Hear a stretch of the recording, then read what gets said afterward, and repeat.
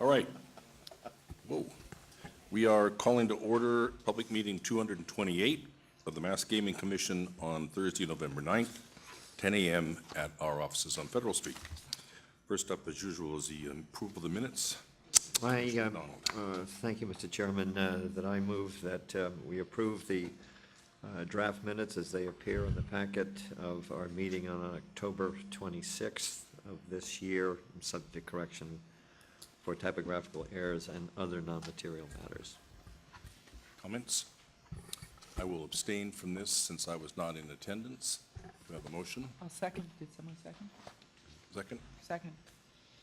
All in favor? Aye. Aye. Aye. All opposed? The ayes have it 4-0. Crosby abstains. Next up is the administrative update from Mr. Bedrosian. Good morning, Commissioners. I have three administrative Morning. updates. Good morning.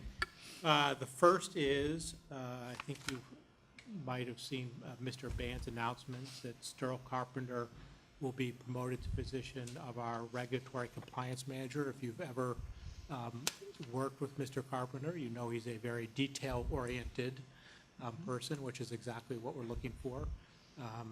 He has a very good sense of humor also. We value that as we go forward. So congratulations to him. The second update is also good news. Our licensing division issued a gaming school certificate to the Massachusetts Casino Career Training Institute out in Springfield. So congratulations to them. I think they will be having some type of kickoff event in the future, which I imagine they'll invite the commission to. As part of that, we also saw pictures of gaming equipment, including tables, literally being hoisted up into their offices in Springfield. They had to take out windows to bring in the table games, so that's progress.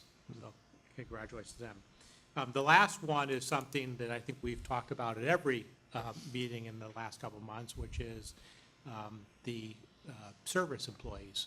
I am very happy to tell you something I think you already know, that Lieutenant Governor signed a supplemental budget which included our language giving the commission the discretion to exempt service employees' positions from the registration requirement that was currently in the Expanded Gaming Act. So with that, we will obviously start working with our licensees, specifically MGM, in getting their recommendations for positions to be exempted, work with the IEB, and come to the commission. And also, I think there still needs, we have talked to the commission and staff about an educational component of letting people know what positions, what's required. The licensees need to work on what their hiring requirements are. So I think the timing is incredibly beneficial. We're very lucky to get it done now. Now we have the time to ramp up and give people the education and work with the commission to make this as valuable as it can be. Right. We had talked about that education piece, I think, back in the spring when we were wanting to make sure people weren't kind of self-selecting out of the process, but it decided to put it on hold until, this GSE issue got squared away, and now it has. I'm glad to see we can kind of kick this off again, because still questions out there, as well as with respect to what our licensees' own hiring practices and processes are as well.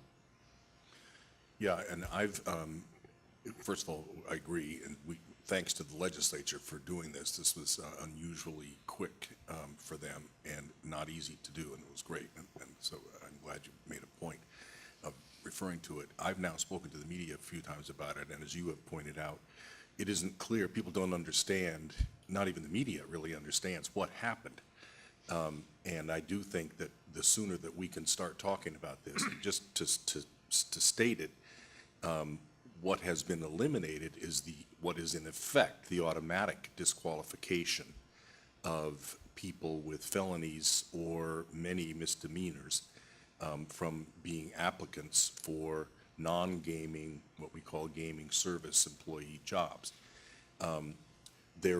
We have the right to determine which categories of these non-gaming employees will be exempt from the need to register and have therefore any background check, any query check done by us.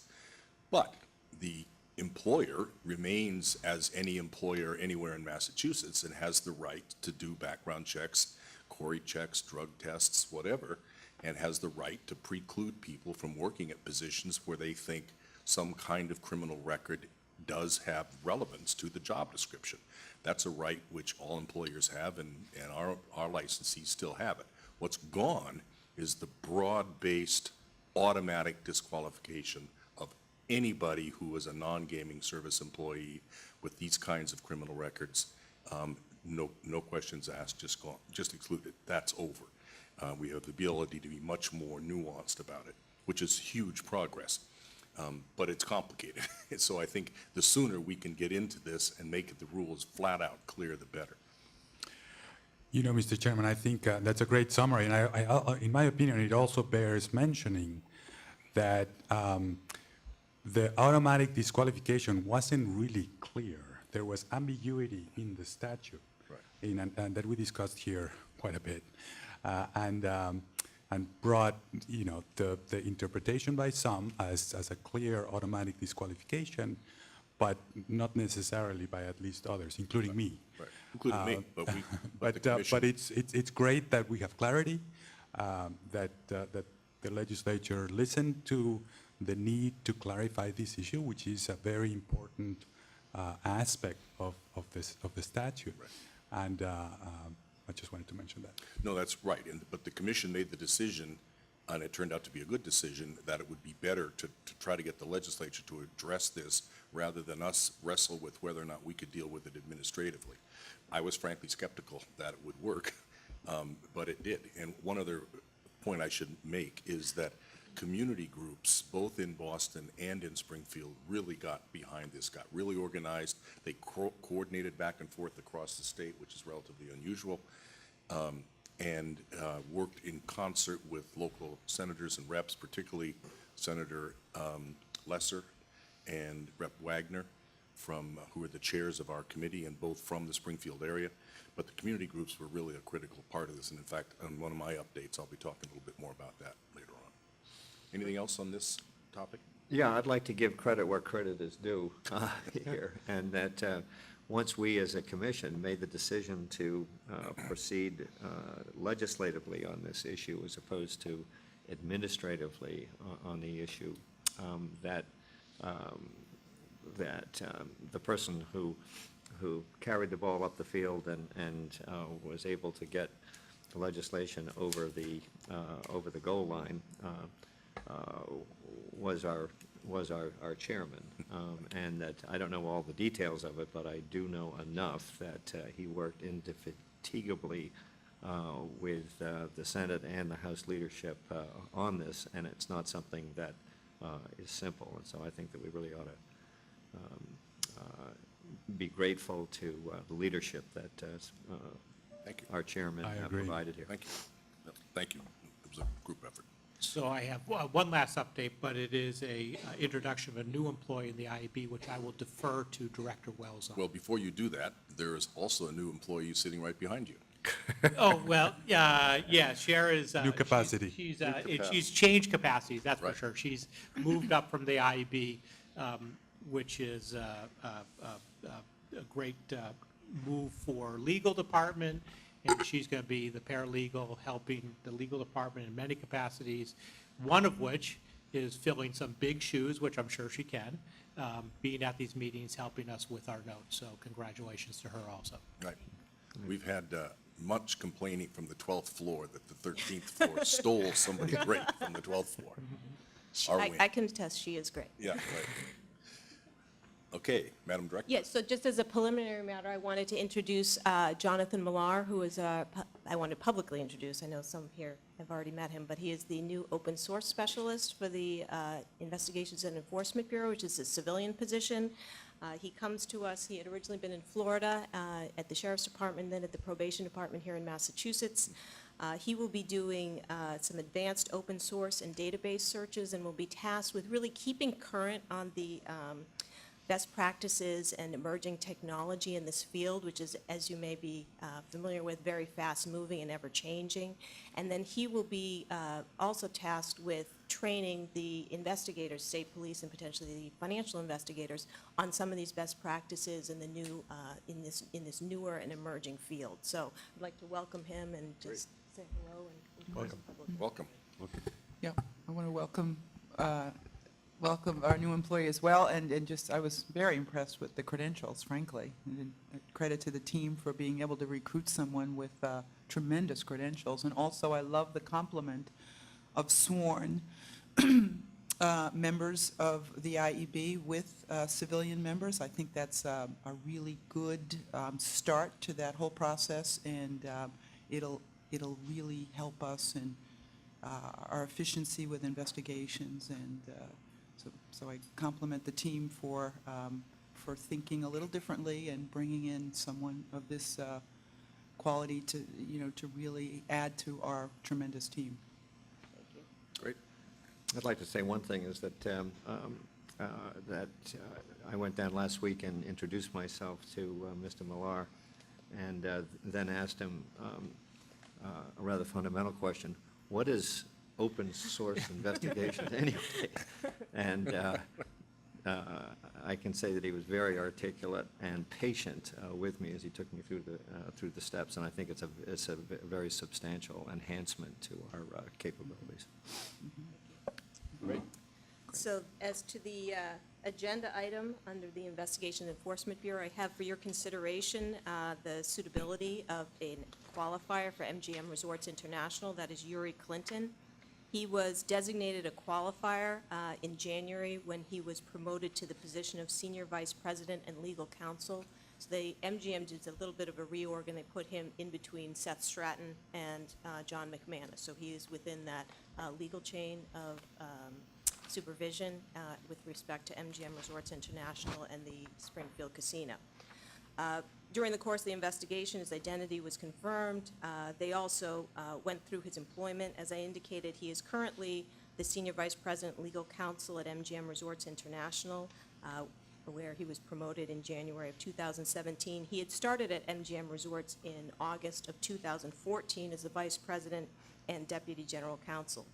Before that, from 2011 to 2014, it had been at Baha Mar Limited, where he was a Senior Vice President, General Counsel, Corporate Secretary, and Chief Compliance Officer.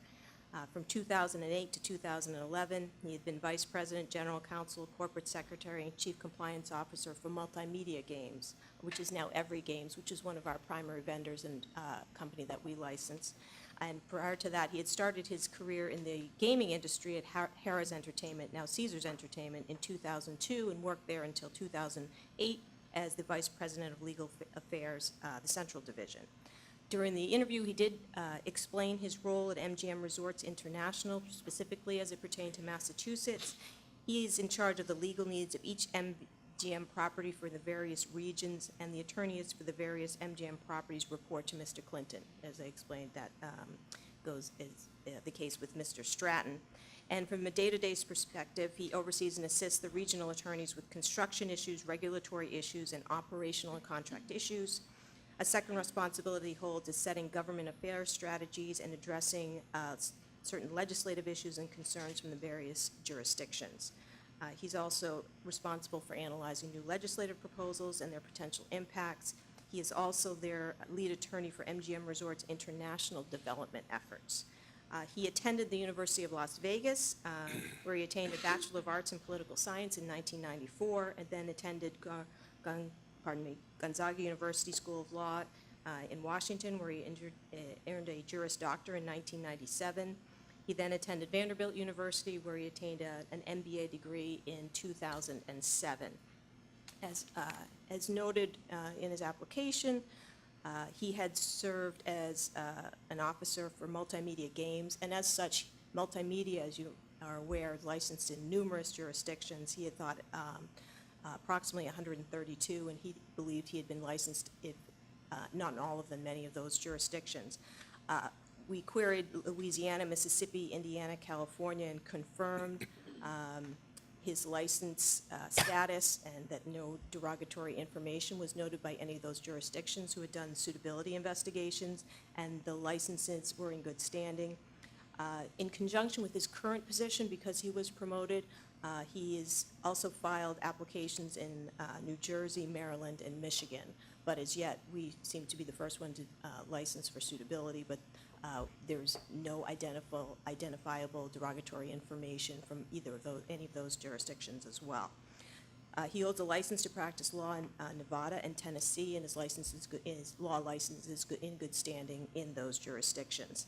In addition, the investigators looked at his involvement as directors in certain corporations, did a criminal check, civil litigations check, media coverage, and did a financial suitability analysis, all with positive results.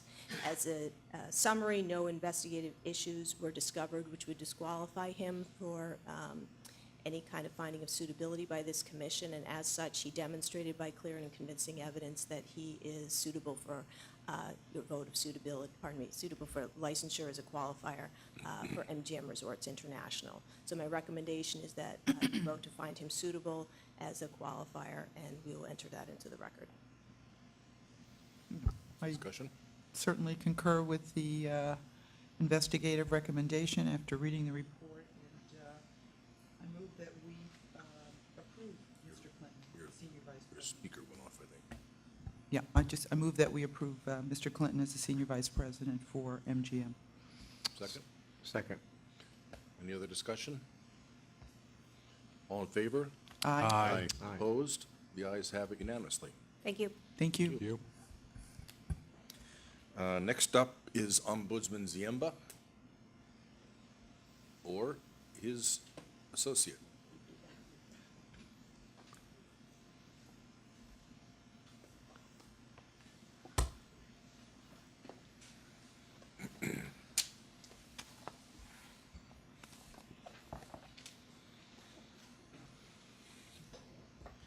Thank you, Mr. Chairman. Yes, I'm filling in for John today. Today we have for you the Wynn Boston Harbor quarterly report for the quarter ending September 30th of this year. And we have with us today from Wynn Boston Harbor, Jackie Crum, Senior Vice President and General Counsel, and Peter Campo, Director of Construction. And without further ado, I will turn it over to them for their quarterly report presentation. Hello there, everyone, and thank Morning. you for having us. As you know, I'm substituting for someone today as well. Bob DeSalvio could not be with us this morning, unfortunately, because he is at a ribbon-cutting ceremony at the City of Everett, at the high school at the City of Everett. So they're opening a new Scholar Athletes Zone at the high school, and it's a pretty exciting joint venture between Suffolk, Wynn, the City of Everett, the Mayor's Office, and the school district.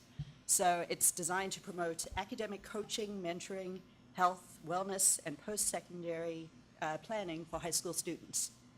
So without further ado, we'll take you through our quarterly report. Great. So first thing is permitting. As you'll notice, over the last quarter, our permitting was primarily or almost exclusively due to the sediment. So we started dredging about 10 days ago. We have, after obtaining our Chapter 91 license, our water quality certificate, and our Army Corps permit. And we are doing about 700 cubic yards a day. We've been doing it for about 10 days, and we're about 20% complete. The goal is to be complete by December 20th. And at that point, we can start capping, because this is a dual, not just a dredge, but we're also going to be capping the area as well. So we'll start capping in mid-December, and that'll go until February 15th, when we run into the end of the migration period and have to stop activities for the winter. Jackie, quick question. How long did these permits take? I mean, obviously you received them all, but kind of They a actually general took less. time frame for how long they took to be approved? It took us about 7 months to get everything, which we were very pleased with the agencies and the responses that we received. So it was quite a good, efficient process. Could you say more about the, or maybe Peter, about the parameters of the dredging? You know, what's being taken out? How much is being taken out? Sure. What's the objective here? What's the mandate? Well, we're dredging about 7 acres, about 75% of that is remedial. And in that 7 acres, we're digging down about 2.5 feet and removing that, and then we'll replace that with about the same amount, I don't remember the tonnage offhand, but we'll replace that with the same amount of clean material. The other 25%, it's all navigational, and we're removing down to minus 15, so that we'll have it, at low water, we'll have 15 feet of depth, and we're over excavating, so we're also bringing clean fill back as part of that navigational dredge. So the intent to get all of that done by March 1st of So next year. 2.5 feet over 7 acres. Right. Wow. And we have a short video to show you. It's about 45 seconds. Oh, good. And it shows you how the dredging actually works. It's a very slow process. It's Yeah. bucket by bucket.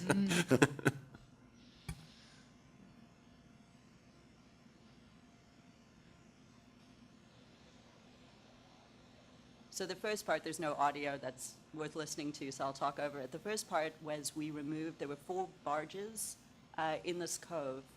Actually, I think Four it's- barges? The video's a little Yeah, off there center, you can't see the dredging. You can just make it, there we go. There were 4 barges in the cove that we removed before the dredging could begin.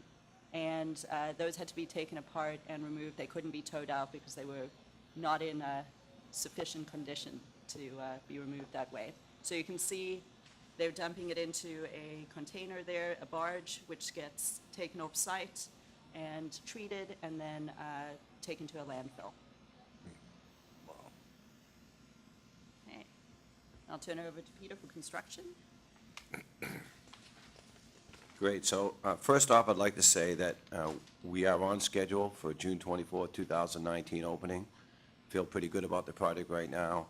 I want to say before I go much further that the construction manager, Suffolk, the trades, all of the workers are just doing a fantastic job. The cooperation from the labor unions has been terrific.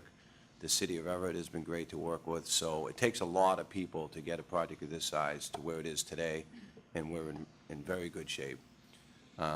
We have over 1,000 workers on site right now. We're putting in place about $2.5 million a day.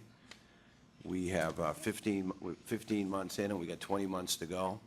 592 days, but who's counting? The little clock in our office counts down for us. I have some images that I'll show you, and then we'll get to some of the major milestones. So the first image you're seeing is where we were in August, 3 months ago, essentially.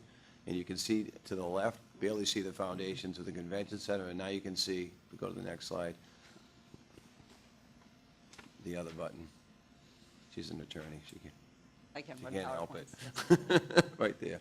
You can see that convention center is completely framed out. We had a top-and-off ceremony of the completion of the podium, which is over 1 million square feet of structural steel, and that is all in place. And the remainder of the structural steel, the minor details, is scheduled to happen over the next several weeks. And we'll be placing, weather permitting, all of the remainder of the concrete metal decks between now and December 15th, which puts us in great shape for the winter. Go to the next slide. Here's a view from the water. We're up at the 12th floor of the tower. And I think the next slide shows where we were in August. That's the 3rd floor. And then the next slide, we're currently on the 12th floor. That's actually, it's amazing how fast we're going. That 12th floor is completely formed out today and will be poured this week. Next week's a great week because we get 2 floors in next week. There is no 13. Here's an image of the garage. The garage is on schedule to be 100% complete next summer. Now, all the MEPs are being installed right now. Actually, those columns are being finished painted, so we're in great shape there. This is a view of the living shoreline. The living shoreline, all the marine work from the land side, including the living shoreline, is complete. So that's behind us. That allowed the dredging to start on time. And so here we have some of the major milestones. I can't see that far, so I'm going to... I can do it. Yeah, I see that. The marine work, as I said, all the land side is complete. All the site utilities complete to the project. The landscaping, we're prepping so we can finish landscaping in the spring. We're on schedule to do that. I talked about the garage, we're on schedule to be 100% complete by next summer. The Podium North Central Utility Plant back of house, you walk through there now, you can see the sheetrock we're painting. That's on schedule to be substantially complete next summer, which is about a year ahead, which is a big advantage because it allows us to have those utilities ready to go as we turn spaces on, so that's terrific. The tower's up to the 12th floor. The podium is, like I said, 100% erected, and we're closing that in for the wintertime. That's going to allow us to work through the entire winter, which is just terrific. So we get through the next 3 or 4 weeks, and we're in pretty good shape, so we're looking forward to that. And the curtain wall is starting on the tower. Big picture project schedules for the main resort. I think you can see that, as I said, we're on schedule. I'm going to do this from memory because I can't see any of those, but that's okay. But I hit all the major areas of the project, and so that's in great shape, and we're ready to start the roadways in the spring. And Jackie's going to get into that in a minute, and I don't know if there's any questions on the schedule, or that you want to answer now, or we can come back to it. Go ahead now, yeah. Quick question, we hear from MGM that there's kind of a drop-dead date by which they need to have the exterior of the building buttoned up. Your project's a little bit different. You kind of have 3 components to it. Are there kind of button-up dates that you need, or shooting for, so you can begin interior work on all 3 of those? So we've started all the interior framing and electrical. Our drop-dead date for the podium is the first of the year to have that enclosed and weather-tight. We're going to be ahead of that. We just about have it done now. And then we're going to try to enclose the convention center in the last piece that we erected by January. And that's going to be more of a push for us, quite frankly. And the tower, getting the curtain wall started and up above the 7th floor allows us to start fitting out the rooms, and that's in process, and we're aiming to get that done by mid-December. Not all the way up, but above the 7th floor. So that's where we are right now. Peter, when you say the curtain wall, is that the glass, the orange or gold glass? Exterior facade. Wind bronze. The wind Wind bronze. bronze. Wind bronze, as it's referred to, that wraps the tower. That's going to follow the tower right up. The tower's on schedule to be complete by March 1st, and that curtain wall will be right behind it. It's going to look like we're finished, in February, but I can assure you we got a lot of interior work to do. What's been the biggest hurdle so far? As you look back, what was the biggest problem that arose? By far, the biggest challenge on the site is the remediation of the site was much more difficult than I think anyone envisioned, dirtier. And we sent soil to multiple locations, and we had in order to keep the costs down, we had over a dozen different soil types. And managing all of that remediation and the train, being able to take soil off-site with the train was a huge benefit. But that was by far the biggest challenge, no question. Interesting. And do I have it right that you sent off-site 660,000 tons? That was then. I think we're closer to 800,000 now. 800,000 tons. If you said 800,000 pounds, I would have been impressed. But 800,000 tons is just staggering. Yeah. Is that delta the dredging? Are you counting now some of the dredging? No. No, that doesn't It's not include the counting that. dredging. I think the dredging, and I don't remember the number offhand, but I think it's close to 150,000 tons additional. So it's going to be almost a million million. tons. Yeah, it'll be 1 million, I'm sure. Almighty. Wow. Incredible. You just have to think what other development opportunity could have cleaned None. up that site. Nothing. None. Well, without capping it and Yeah. doing, sort of a Right. big box development. Right. Nothing else could have gone Nothing there. else. But I mean, even now dredging, and I learned yesterday, once you're done dredging, there's still kind of I don't know how you even do this, put some layer of We sand or fill. fill it back with over 2 that. feet of clean material. Yeah. So we basically bring it back to the elevation that it was at naturally before we leave. What about the risks going forward, or difficult activities? I think the biggest challenge that I see going forward is when we get into the finished trades. We have tremendous craftsmen here in Massachusetts, which everybody should be proud of. The question is, we need hundreds and hundreds of them. So can every subcontractor provide enough high-quality people? We know we can get the people. What we need is very, very high-quality people. The finishes are a challenge. We've Like set what, it for up to what, succeed. for example, Peter, give me an You example need, of something that I, you need 80 to 100 tile setters. but is there something special about this tile? You said that you don't want just It's- anybody, you it- want, Not anybody can set granite, the Okay. granite tile. That takes us, there's only a select number of craftsmen that can actually do that well. And our quality standards are very, very high. yeah. We have a tremendous amount of millwork. We need hundreds of finished carpenters to install the millwork. We have not had a problem with labor to date, and I don't think we will, but we need to maintain those quality standards, so that's what we're really concentrating on. Fascinating. We split the job, the award of the subcontractors up into, we split the millwork into 8 or 9 different packages, so we get the best people from many different sources.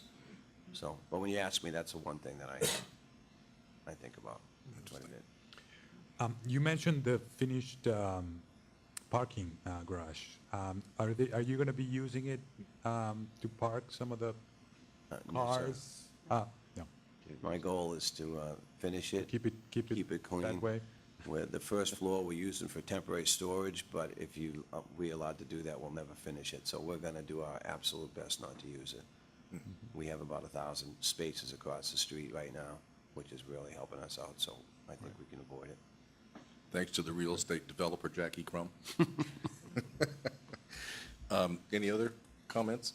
I just want to say, the commissioners were taken on a tour of the site yesterday. And I was saying to Director Bedrosian, I've been trying to find the words to explain to other people what an extraordinary project it is. And maybe for people in your line of work, it's not so extraordinary. You do this maybe all the time. But to see the complexity of this, and to have 1,000 people on that relatively small site doing different things, everything from one guy screwing in a little thing and another guy right next to him is bringing in a huge multi-ton plate of stuff to put up against the wall, how you coordinate the miles and miles and miles of wires and pipes and tubes. It's just astonishing. If any of the media who are watching haven't been there, you really need to go see it. It's I've never seen anything like it. It's an incredible project. Yeah, I want to just say that I've been doing this all my life, and I find it extraordinary. So it's an extraordinary project. It truly is. It's a unique, and it's great to see how people pull together and work as a team to make it happen. Yeah, our group was, we were commenting on the cleanliness. Every piece of that project is very clean, all the wires tied up. And, kind of the safety aspects were really apparent in that tour. I'd echo that. I would just say, and I said this to Chris yesterday, is that the renderings we've seen at this point don't do the project justice. I mean, they just, Yeah, it's hard to capture scale in a photo. Right. And I think it's the scale of it that is just extraordinary.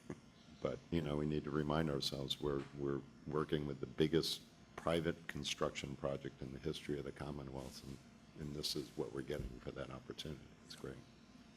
The other thing that's powerfully evident is the impact on Everett. Just, particularly given the decision of the company to broaden the footprint so that entire Lower Broadway area is going to be changed dramatically and remediated dramatically. But to think that this community, which has been a forgotten community in many ways, a post-industrial city that hasn't been able to get back on its feet once the post-industrial period started, having this incredible shot in the arm, and the energy and the enthusiasm in the town, the sense of spirit is palpable, and the impact is just going to be breathtaking. So I don't mean to be patting us on the back. I mean to be patting you guys on the back. But we'll continue to do our job of looking hard at everything we need to look hard at. But I think credit is due where credit is due, and this thing is really an astonishing project so far. Well, we're reminded again, the commuter rail goes right by. Yeah, I'm right. still thinking a nice stop right outside the back door would help. Right. We agree. There you go. No, Well, and thank you for that. I mean, the city of Everett's also been phenomenal to work with. The support that we've received from the residents there, from the mayor's office, from the city council, from the planning board, from, the entire staff there has just been phenomenal. It's helped us get through a lot of this. Good. Great. And Mr. Chairman, of course, just for the record, we did our tour in 3 groups with no more than 2 commissioners. Right. Just need to put it on the record, that's all. Yep. Correct. We did. We're used to that. It was So- just one more logistical challenge of this project. Actually, on that note, Peter, do you provide others tours like the ones that you gave? We go out on tours almost every day, so Okay. we try not to bother Peter with it too much, but literally, there's a group out there every single day, if not multiple groups. Yeah, that's great. Just one last thing while I'm on this, there's also this ripple effect over across Everett towards the other, to the west and along the Malden River and the Greenway area there and the things that are happening there. I happened to mention to former Governor Dukakis about the impact on the Malden River. And even Governor Dukakis said, I didn't even know there was a Malden River, the impact on this thing just goes on and on. It's really amazing. So, speaking of impact in other areas of Everett and beyond, while Peter's been working on the building, we've also been working very hard to get our off-site infrastructure improvements underway. Just a reminder where we are doing work primarily in Wellington Circle, Sullivan Square, Santilli Circle, Sweetser, and Lower Broadway. There's also some additional sites, but these are the main ones. We have split the work into 4 different bid packages, 3 of which have been bid and awarded. So the first one, which is the Broadway area, went to SPS New England. The second one, which is Route 16, went to J. Lorenzo, and Sullivan Square went to DW White Construction. We are still in the process of awarding the MBTA stations. It's a relatively small package, so we'll update you when that is done. In connection with our off-site infrastructure improvements, we made a commitment to make sure that everybody who uses that, both people, residents in the area as well as people who commute through it, have constant access to what's going on and reminders and information so that they can avoid the area if they need to and know how their commute will be impacted. To that end, we've launched the Win for All website, which will be constantly updated with traffic updates and any other community updates. We've expanded it not just to include our work, because there's quite a bit of work that's going on that's unrelated to us, but it obviously impacts commuters as well. So for instance, they're rebuilding the bridge of Wellington Circle, and they've done a phenomenal job at that, but it does impact the traffic to some extent, and we're going to include that in our updates. And I just received my first traffic notice from this site on Tuesday. Yes, so this is just another screenshot from our site. And to Joe's point, we sent out our first notice because we have started work this week. What's the first week we started work? We started in Sullivan Square with the installation of a concrete barrier for temporary pedestrian routes, some demolition, curbing, and installation of new curbing and sidewalk. Also, Route 16, we've done some repairs to the center median and installation of a new wheelchair ramp and crosswalk striping. So a notice like this will go out every single week to anyone who's signed up. We'll also use text messages, or people can just log on to the website. And there's numbers to call if you notice something out of the ordinary as well. Any questions on the off-site infrastructure? Okay. On diversity, we are continuing to work very hard at it. I say we, I mean Peter and his team and Jenny Peterson. So in the design phase, these are the contracts that were awarded. We have awarded about $5.5 million of contracts to MBEs, which is, our goal was 7.9%. We're at 9% of total contracts. 4.3 million to WBEs, which is 7%. Our goal was 10%. VBEs, our goal was 1%, and we are at 6.6% with a total of $4 million worth of contracts. So that's a total of 13 million, or almost 14 million, 22.6% of contracts at a goal of, compared to a goal of 18.9%. This is just for the design phase. That's just Yeah. the design phase. Right. So the next one is the construction Jackie, phase. Jackie, real quick, and most of the design work is completed, so the chance to maybe get that women's goal a little bit closer is, The vast majority of the design work is complete. There's, I can assure you they're complete. Peter tells us they're complete, no changes, so. They can draw anything they want, I'm not going to issue it. As you know, a win is never complete. Even when we're open, we're constantly looking and revising. So Peter's has a job for a very long time. In terms of contracts for the construction phase, on the MBE side, we've awarded about $61 million worth of contracts. That's 5.6 of total, and our goal was 5%. On women businesses, almost $104 million, and there we exceeded the goal. We almost doubled the goal. Our goal was 5.4, and we are at 9.6. On VBEs, we are at about 29 million. We had a goal of 1%, and we're at 2.6. So we're exceeding everything there for a total of 177 million, which is about 16.3% of all contracts, with a goal of 11.4. Jackie, these numbers of the contract awards, are they different companies or different, all Very different different companies? companies. We've got, I don't know, You do you can know look at the numbers. approximately how many companies? Right there, they're almost all different. Right, so you can You see. can see the numbers right there. There's a Right, few that almost each contract award is a separate company. It's a separate company, Yeah. right. Yeah, there's That's some overlaps, but, remarkable. yeah. The number, the reach or the broad scope of this is significant. As I said, Significant. we've had a lot of help. We've worked very hard at it internally. Suffolk's done a great job in terms of sourcing as well. Jill's group has been very useful to us, and we've worked with a lot of Right. other groups as well. Yep. And then for the workforce, we have about 577 minority workers on site. Our goal was 15.3, and we're currently at 25.5%. We have 144 females on site. Our goal was 6.9, and we're at 7.1. And I think this is by far the area that we struggle the hardest, and we're hoping as we get into sort of the millwork and other trades that this number can even increase. On veterans, we have about 122 workers.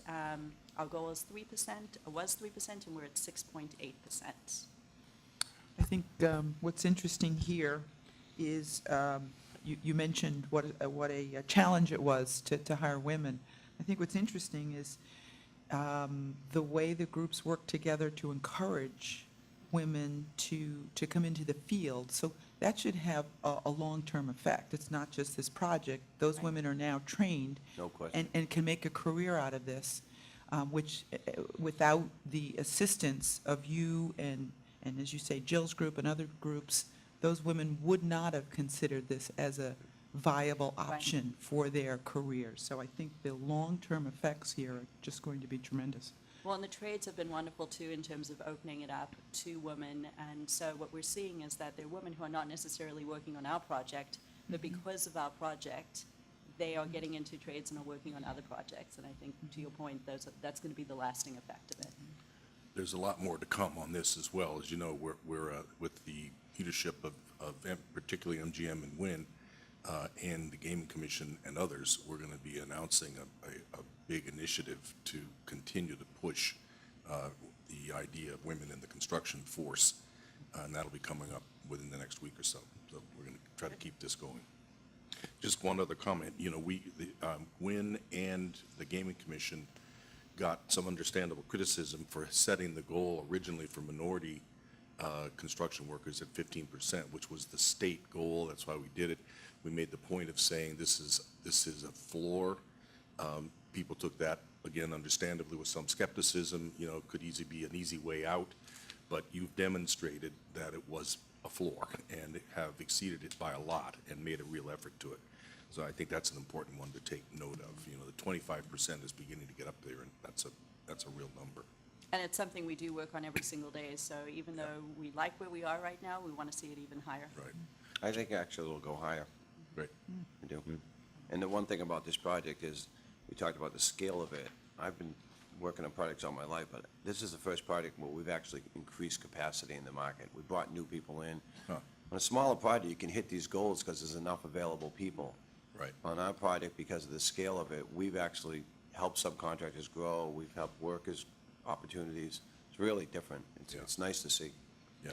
And That's these- really interesting. These are elements that I think our research project is going to be able to corroborate. Right. We'll be doing a study. We'll be doing the study to have that ripple effect It's very easy for us to ask a question if this was your first job, if you're a woman, let's say, in the trades, or other, what might have gotten you there.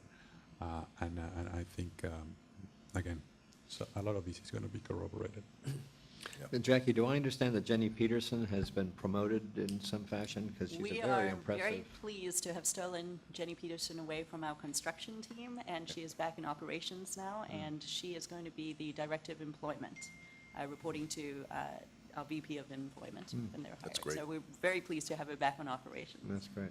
She's been terrific. That was only under the understanding she still had to support the diversity Right. initiative. Yes. Just so you know.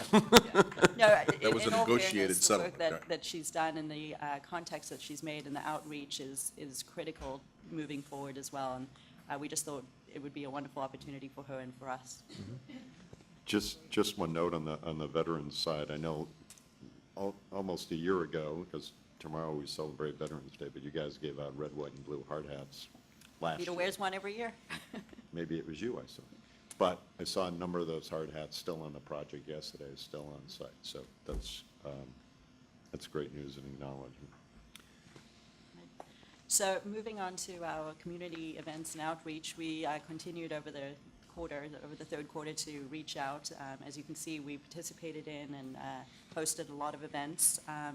We also continued our quarterly workforce diversity recognition awards, and this quarter it was awarded to, and I'll forward to, Edward G. Sawyer.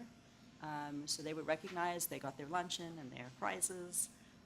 The other event that we had that we just wanted to highlight was we had, this was a veterans event, and Peter, do you want to? Yeah, so we had a secretary, help me with his name. Secretary of Veterans Services site tour and, Urania? Secretary Uran. Secretary Urania? yes, Yep. so. He and- came and we had a luncheon for all the veterans on the job site, and he spoke to all the veterans. And quite frankly, I made the decision that day that I'd start wearing my veterans hard hat. Great. Good job. And then, while this was not in the third quarter, this was just last week, we thought it was important to highlight, we had a wonderful event on site to celebrate the end of structural steel. So what we did was hosted a lunch for every construction worker on site. We did it on the casino floor, so what you can see is 1,000 construction workers here with tables set up on the casino floor. And it was a great event for the community to recognize all the hard work our construction workers have put in, and just a team celebration. And can you help us understand what percentage of the gaming floor that took up? Oh, Well- 30% max. So the mezzanine's obviously not featured in here, and this was, what, about Yeah, a 25, third of the- 30% of the game. gaming floor. Yeah, gaming floor right there.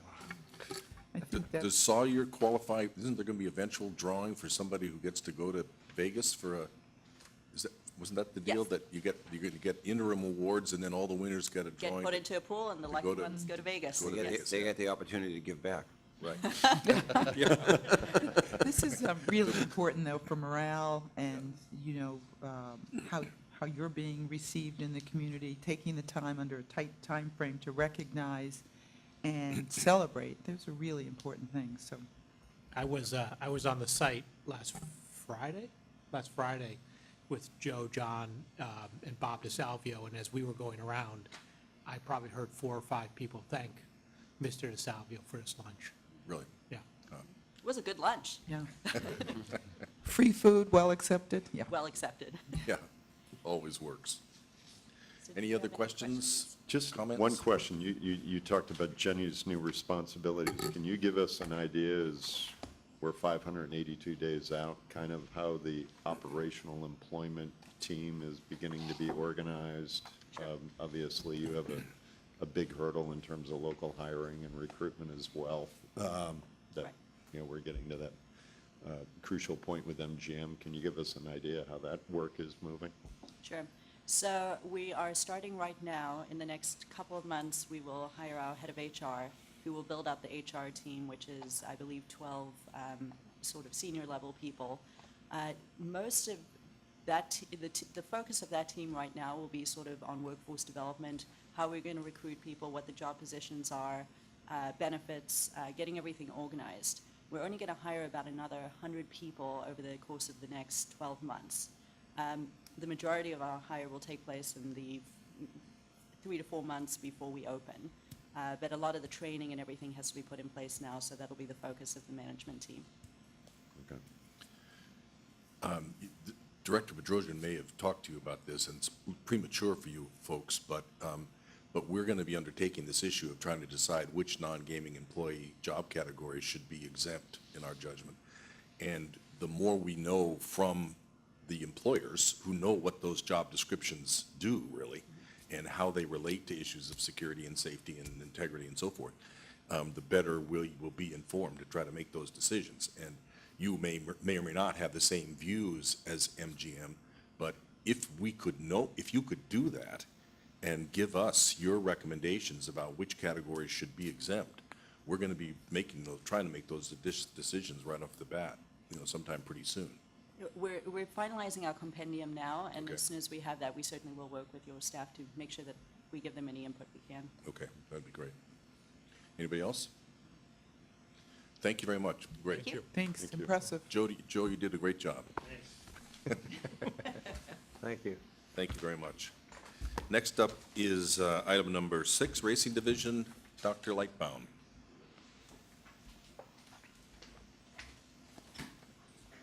Yeah. Can't be for me? Yeah, that'd be great. Thank you. That's good. Great.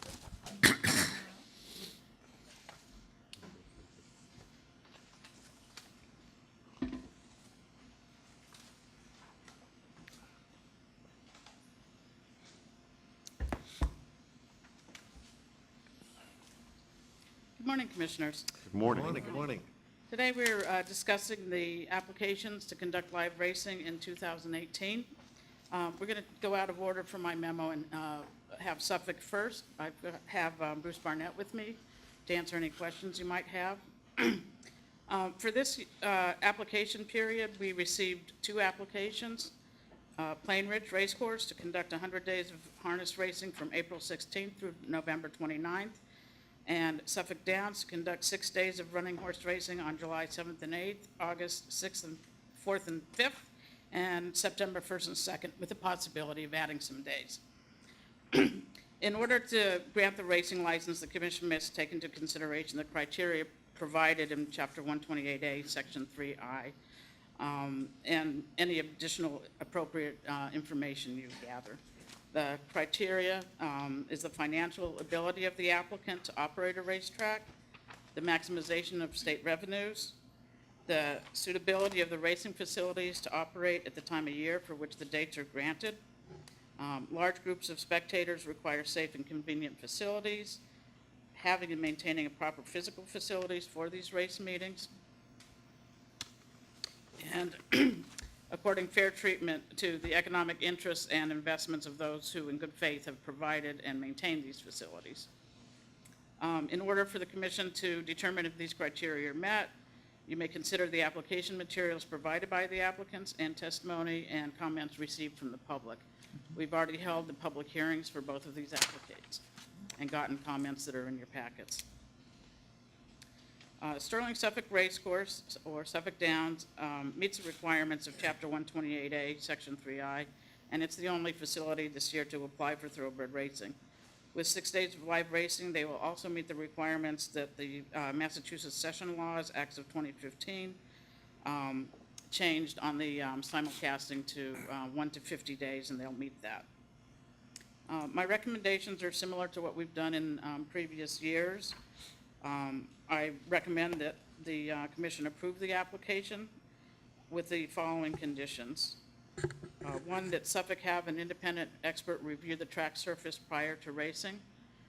That's actually part of, falls into with the NTRA safety requirements, and they're more than willing to do it, and it's been very successful. We'll have Suffolk Downs request in writing to the commission how much money they would like from the Racehorse Development Fund and how it will be spent, where they will not be using all of the thoroughbred purse money available. We don't hand it out every week like we do with the others in that fund. So what they do is they let us know a little bit before they're going to need the money, how much they anticipate in purses. And Suffolk Downs will notify the commission in writing if they're going to race more than the 6 days, at least 30 days before the races are conducted. And obviously, the sooner they can let us know, the better. I have staff that's asking now what the days are going to be, so they can reserve those days off for next year. Most of our racing staff is seasonal, and they have other jobs, so they're very eager to make sure they have those days off. Alex, just yes. for clarification, the review of the track is prior to all 6 races, or is it prior to each weekend that they're going to conduct? It's the prior races? to the beginning of the races. We do it once. Yep. Okay. And that's one of the reasons also is that there's not really any training over the track before they race. So it's important to have that extra safety built in. Right. And then fourth, that Suffolk Downs will provide their purse agreement to the commission as they get it. So the one piece we're asking for, in addition to what we typically do, is to try to notify us at least 30 days in advance. If, as they did this year, they'll add a couple of days to racing, correct? Correct. Yeah. Can I actually expound on that and just ask that any supplemental requests of money from the Racehorse Development Fund be made in advance as well, ideally. And I understand, just from last year, there was a good opportunity to add races because people showed up and there was not enough races. It was a good thing, but it hinged on the notion of asking additional monies. I would rather have us approve those before that those races take place, not after, or at least have somebody in your position, Dr. Lightbaum, approve them before they come. And I understand that we could have managed that last time by decreasing the purses of the subsequent races, but that was never, at least my understanding. So I would just like to make that Yeah, point. we've had talks at the staff level about how to limit the number of races so that, it kind of fits in with what we've been doing. And, in their application, I think most of the race, they asked for between 10 and 11 races per day. Obviously, it may go, over that a little bit, but I don't anticipate, and from talking to Chip Tuttle, he doesn't anticipate either doing like the 15 races each day on one weekend. Right. If I may, Commissioner, thanks for the question. And Chip apologizes, he's traveling out of state, so he can't be here today himself. Yep. The issue with too much forewarning on the actual subscription of the races is a challenge because it happens in the days right before. So certainly communication between Chip and the racing staff and Alex is one thing. Getting back before the commission that quickly would be a logistical problem, I think. But it can be managed, as we talked about before, and in fact, at the last weekend, again, there were more owners and trainers offering their horses than we had spots for that we were anticipating, and so they did not just add extra races, and in fact put in a preference that I think Chip might have spoken about when he was here for the public hearing on those days that were races that were oversubscribed, so that people who had supported the program in 2012 and 2013 and 2014 were given a preference on getting into those races. So those management techniques are there. Yeah, and I understand it's a good problem to have, if you will, if there's more people that are interested and here and ready to go. It's really just the notion of requesting monies for additional purses retroactively that I have a bit of a concern. And I understand that we can only come before the commission every 2 weeks necessarily, and that's part of my point about either understanding that there's a delegation of that judgment call to the executive director or Dr. Lightbaum. In those cases, still my point is about seeking approval and prior to rather than after. Point taken. Thank you. Anybody else? I guess do we need a motion? We I guess do. we do. Mr. Chair, I move that the commission approve the application of Sterling Suffolk Racecourse LLC for live running horse racing in 2018 to include the conditions as just outlined. Second. Further discussion? All in favor? Aye. Opposed? The ayes have it unanimously. Thank you. Thank you. Thank you. Thank you. You want to take a quick break before we do? Yeah, that'd be Yeah, we'll take a quick break. Okay, we are reconvened now from Public Meeting 228 and back to Dr. Lightbound. So our other applicant for racing is Plainville Gaming and Redevelopment, Plain Ridge Racecourse. They also meet the requirements of 128A, Section 3I, and they're the only facility to apply for harness racing this year. With 100 days of live racing, they would also meet the requirements of Mass General Laws, Chapter 128C, Section 2, which is the requirement for their ability to simulcast.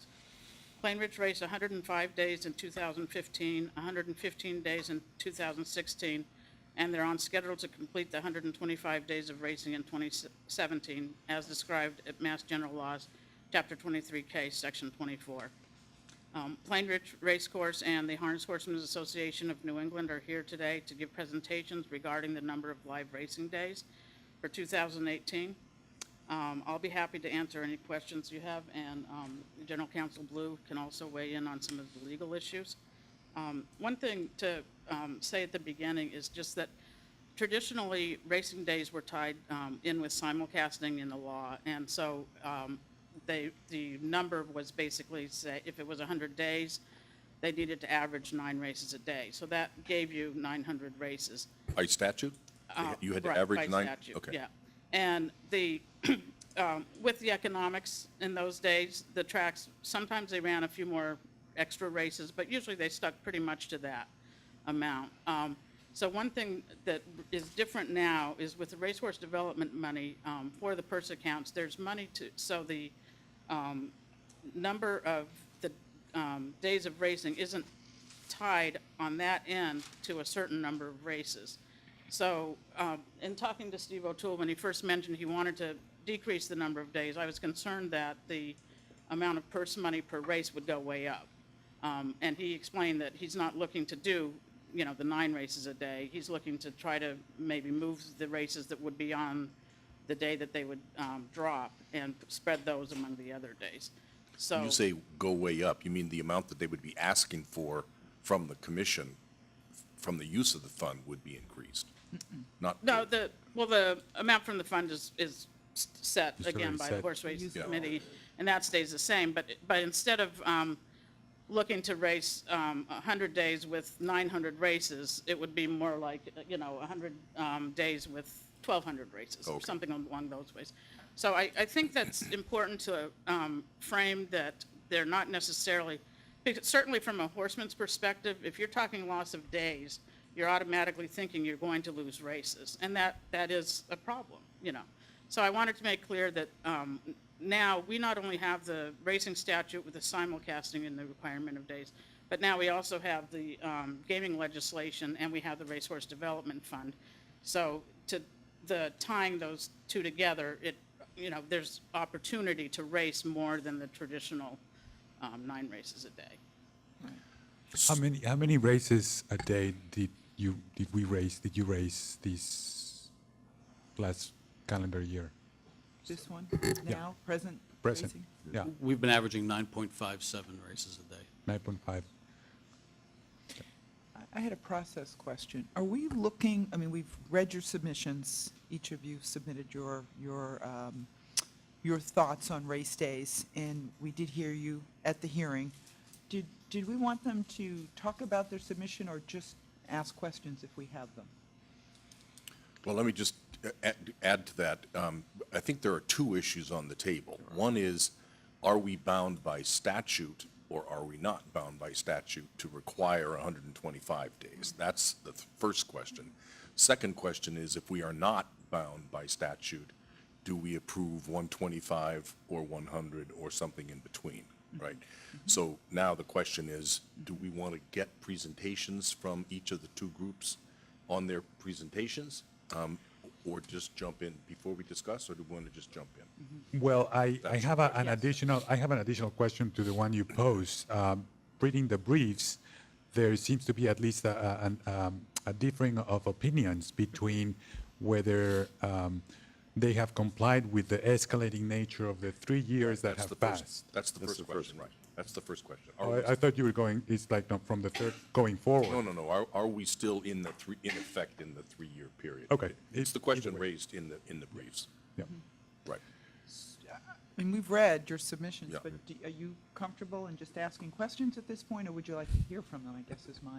I think the opportunity to kind of have I was at the hearing with you, and I've read the submissions, but I think for anybody who might be watching, and obviously there might be breeders, owners, trainers, that we could do a quick synopsis, I think, to the chairman's point on these Two issues. kind of two issues. You know, did they meet the kind of ramp-up period? Are we past that? Or are we now in a discretionary phase? And the second piece being, you know, what's our thoughts on 100 versus 125, et cetera, et cetera. But All right, so in answer, let's have a quick sort of synopsis of the presentations from the two briefs, and then we'll jump into questions.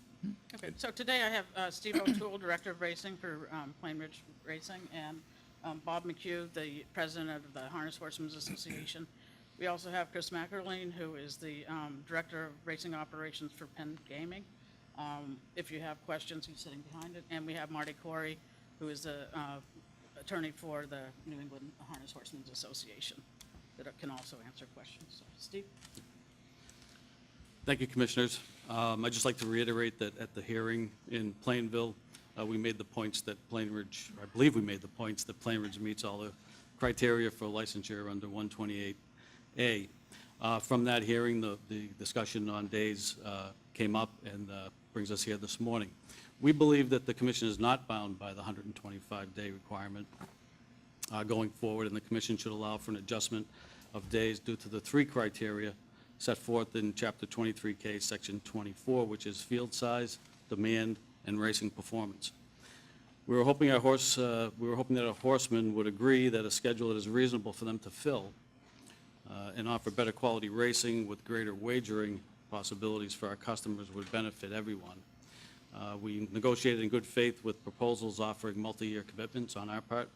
However, I failed to convince the horsemen that this would be a better situation for all of us, and we failed to agree on a number of days coming up or down from our respective positions. We believe the legal argument outlined in our memo is consistent with the intent of the law, as well as the interpretation by the Commission. This in part evidenced by the many conversations that we've had here in public meetings over the past several years and hearings where we have candidly discussed the race meets and what effect the added number of racing days would have on our industry. The three-year scheme the legislature laid out with the ramp up to 125 days was understood by the Commission and Plain Ridge as we applied for 105 days in 2015, 115 days in 2016, and 125 days for this year. We fully understood the intent of the legislation, and we have fulfilled this commitment to the best of our ability. At the time, we were aware that we could take a look at those 3 years of racing activity and move forward with a racing schedule that would provide for the best racing product that we could offer, optimizing our field size and the number of racing on our racing performances. That, at least in my mind, was what was behind 24 Section C. In our annual reports, I fully admitted that I thought that the horsemen had done a good job of attempting to keep up with the demand of the racing schedule, the extra days and the four-day weeks. However, I believe that it's time now to look at where we are and evaluate if we can do a better job, and I believe that we can do a better job without interrupting the horsemen's racing schedule and having an opportunity to race every week in the coming year, 2018. So I encourage the Commission to approve our schedule as submitted, as it is in the best interest of harness racing as a whole at Plain Ridge. In its simplicity, we need larger fields to drive handle. There's still a need for horses in each and every racing performance that's not being filled by our horsemen. We'd prefer to race more races per performance and in the process eliminate costs that are unnecessary, not just for us, but for the horsemen and the Commission. By considering the week to 3 days, condensing the week to 3 days, the same amount of horses will get raced, and we'll be able to flush out shorter fields, offer more races on each racing performance, and make a much better product to offer our customers. As you can see in one of our exhibits, Exhibit B, there's an increase in field size and racing performance, and that's the race per days, and the average handle per race increases as well. It's been documented over the last 3 years that this has happened at Plainridge. There are racing opportunities that go unfulfilled in the majority of our races, and there has not been more than enough horses to race in our races claimed by the horsemen. If there was more than enough, our average field size would be over 9, not at 7.38 at this time. By stretching out the available horse supply over 4 days, when the same thing can be accomplished more efficiently over 3 days, is unfair to the customer and to Plainridge. Race days are costly to run. Satellite fees, tote fees, TV production, insurance costs, and more can be eliminated at the same time, produce a higher handle with full fields and a full card of races on each racing performance, maximizing our efforts and our revenues.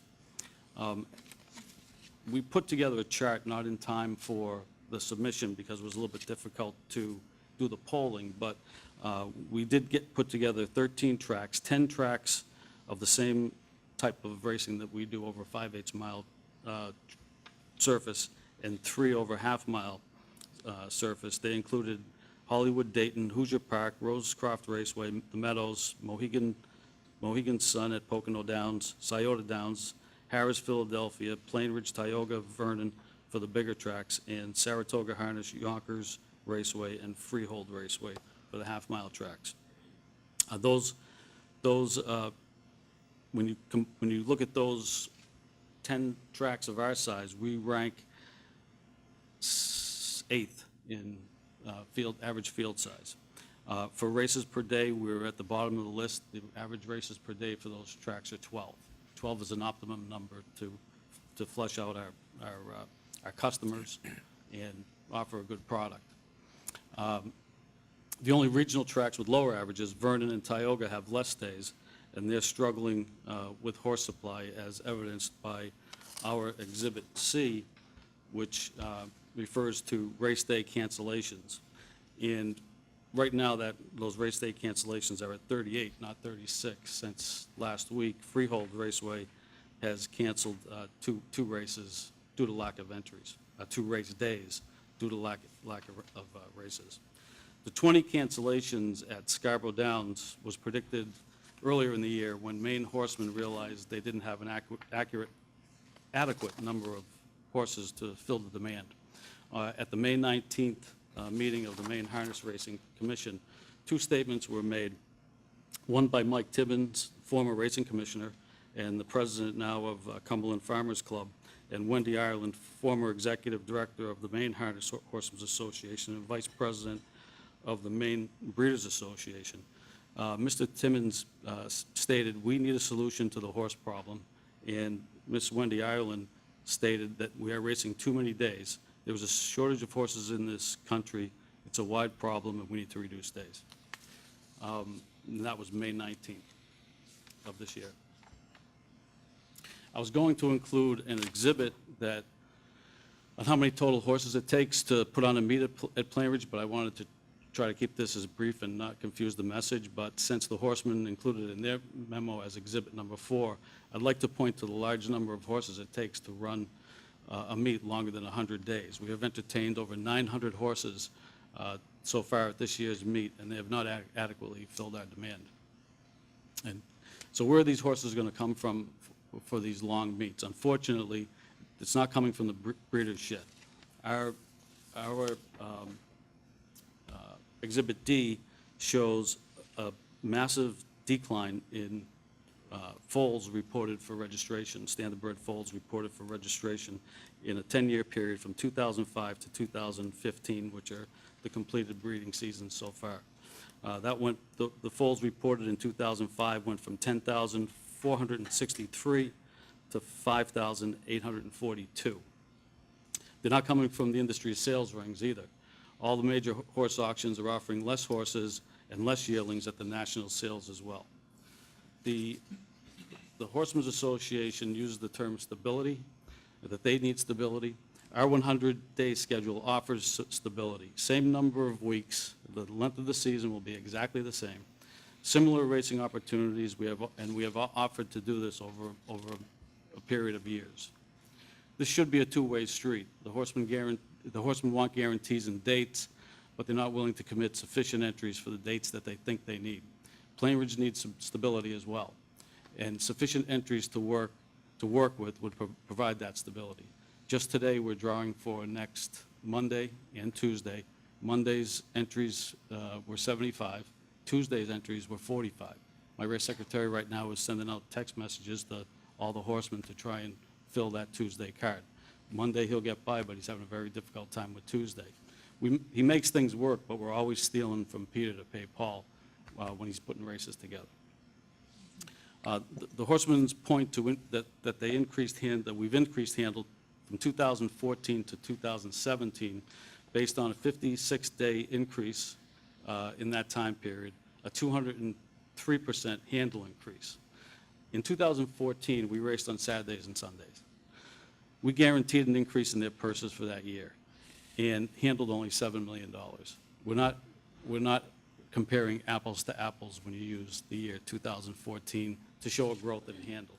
Actually, a more accurate snapshot would be 2013 to 2017, because that was a year when we raced 80 days, and I think we did about $11 million pre slot-infused purses. The horsemen also point out that while our total is increasing, the national handle is decreasing. While that's true, and every day there's a new update on the USTA website, and this is yesterday's update. While it's true that handle has decreased total wagers, days have decreased as well. So they go hand in hand. But what is interesting to note is that our handle right now is averaging $19,000 a race, and that's severely outdone by the national average shown on yesterday's report at $37,000, which is actually up from last year. So race days are down, average race handle is up, and that's exactly what we're trying to accomplish here.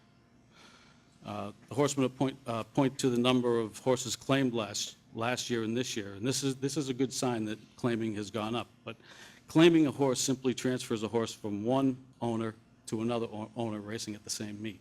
It doesn't necessarily mean that we're getting more horses from an increasing field size through those claims.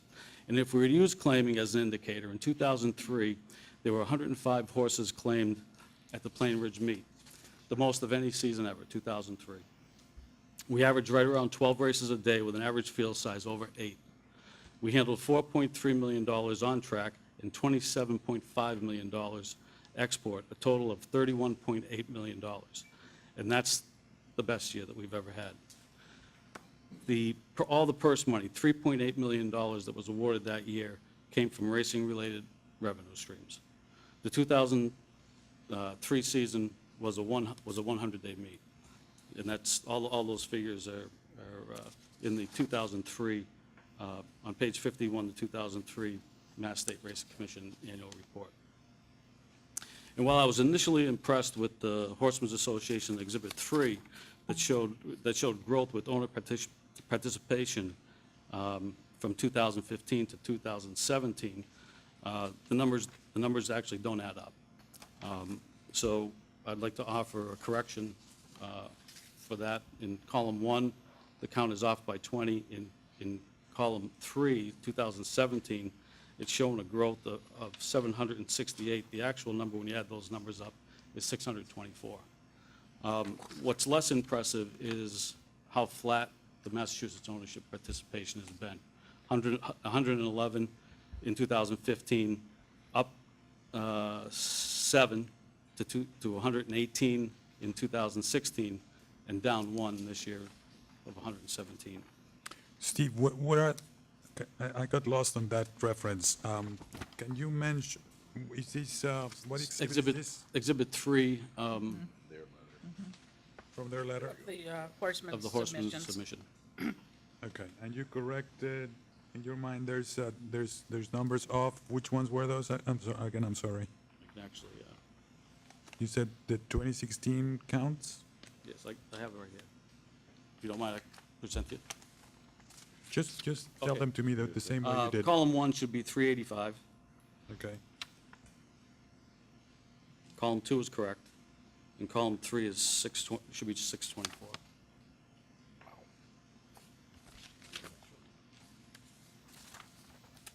okay. And if you note, the mass owners that have participated in it and are fairly level. And Mr. O'Toole, your numbers come from, your Add- corrected adding- numbers? I had everyone in my office add them. Oh, Same okay, number. so it's just all, so the only correction is not, I see what you're saying. It's just the total, they were totaled incorrectly. Right. It's not that you had another source for numbers. No, it was eye-popping when I looked Okay. at it, and I wondered why, and then I see. I found out why. Right. And lastly, this being a discussion about race dates, I think the HHA&E missed the mark on what a racing performance means in relationship to race dates. Racing performance is the number of races conducted in a day. That's identified in 128C. However, on behalf of my hardworking crew, I will take the track records as a compliment to the excellent and safe racing surface we have at Plain Ridge and their hard work. That is, as you know, one of the highlights that I give each year to you in my annual racing report. I take pride in presenting you with the number of track records that come from our racing surface and our racetrack and the special horses that create those records. Speaking of a track record, we did set a track record this year with, in the spirit of Massachusetts Trot with J.L. Cruz. He crushed the old track record, which was fun. It only cost us $250,000 to do that. But I would like to say, what a good event it was. And that event was not just planned out a few weeks in advance. My race secretary found a distinct hole in the national calendar to place that race where we could get the best horses and the best drivers to participate with us on that day. And when we're trying to identify a few other options for us in the national calendar. And the proposed calendar that the horsemen have presented, they've moved that race, proposed to move that race to June 30th, which would fall right on top of the Cleveland Trotting Classic, where all those horses competed last year, and also would be in conflict with the Pennsylvania All-Stars, where all the major stables and best drivers go on that night. If the schedule stays the same, which the national schedules usually do, kind of follow year to year. So I just like to point out that while, I don't want to comment on the rest of the schedule, I do want to show you that we put a lot of thought, and we didn't just thread a needle for that particular race. We threaded a needle with the time of day so we could get those drivers back to the Meadowlands. They all participated in stake events that night, elimination events that were important races the following week. They weren't so important that night, but they needed to drive those horses for the following week's event. So we hustled them down to the Mansfield Airport and got them back there, and they didn't miss a race. So we really had to, thread a needle, not just with the date, but with the time of that day. Steve, does the day that race fall have anything to do with our total race day discussion? That's a whole different issue, right? It's one of the reasons they couldn't agree is they wanted to move that. When they were negotiating, they There's an exhibit that moves that race, that proposed by the horsemen, that moves that race up a whole month. And it's just What does thrown that on a date. what does that have to do with whether you have 100 or 125 race days? I don't get that. Well, they put it in there. They're the ones that offered it. They put it in. I'm just making a comment on it that. Okay, but we're not gonna make a decision on which day you should run that race, right? That's not up to us. No. Yeah, No. all right. All I'm saying is, this is what they proposed, and All right. it doesn't fit. So your goal is to still do that race next year, but have it on, We'll have it in the, Roughly the we'll have it same in the time. window where it fits in the national calendar, which is going to be probably that same week. So nowhere in the horseman's testimony at the 25th, at the hearing on the 25th, or in their memo has a reference to the wagering public or the fan. We took steps this year to engage the customers and help increase handle with guaranteed pools and new jackpot wagers. With that, we need good field size. While purses are mainly supported by gaming revenues now, we still feel we're responsible to put on a better product for our customers, and this schedule definitely would help us to do that. So for all these reasons, Commissioners, I ask you to look favorably upon the 100-day schedule if you feel that it's reasonable. I had a couple of quick questions. One, I think I understand that the reason more races on a given day helps is because there are certain days that you're more likely to get some ship-ins, where that fourth day in the week, you're less likely to do that. Is that one of the reasons, or is that the main reason you feel like it's advantageous to have more races on, say, a three-day schedule per week? Is that to That's help ba- with the field size, correct? Sure, that's basically correct, yes. Okay. We feel that we're continually stealing from Peter to pay Paul to meet our requirement this year for 125 days, stretching the week out over 4 days, averaging around 9 races a day, which means that some of those days, if we go, we can't foresee what's going to happen on Thursday and Friday. So on Monday and Tuesday, we go 11 races, 10 races. We save a little bit for the end of the week. My race secretary has a very good handle on what horses are out there and where they're coming from and what's available. And a lot of times at the end of the week, he's scrambling to put together 7 or 8 races to have a respectable card on the last day of the week. And is that what you mean by stealing from Peter to pay Paul? Yes. Managing the number of races between days, essentially? Yes, managing the number of horses and Right, races. it's always field size and not race number, Right. number of races. Yes. And I guess it's knowing what other venues, what days they race, so knowing those horses are available to ship in on the off days here. The second Many- question I had, Mr. O'Toole, was, it's my understanding that the betting public bets more frequently on a larger card, meaning more races, more horses per race, as well as more races per day. Correct. Could you help me understand why that is? Sure. Our customer comes into the program stand and wants to buy a product that has some meat to it. And when there's only 7 races on a card, they'd rather buy a program for another track and with fuller fields and like tracks that are going at the same time, Dayton or Pocono, the Meadows. Meadows goes 14 races. There's more value for them. It's a little bit faster paced. They have more wagering opportunities because their fields are fuller, and we wind up, being, second, third, fourth fiddle on the simulcast chart. I see. So, We've actually had customers come back and just say, only 7 races today. Give me this program instead of that one. I see. Steve, I'm sorry. Please go ahead. This is, I had 2 kind of initial reactions when I looked at the 100-day request. The first kind of gut reaction was 125 days back to 100. We've seen the success that Plain Ridge Park and obviously harness racing has had because of how the Gaming Act was constructed. My first reaction is, are we taking our foot off the gas because we're having this level of success? The second reaction I had is you shared information about other tracks, and I'll ask Mr. McHugh this question, but are we becoming kind of this economic stalwart in a region that is obviously not doing what we're doing in terms of encouraging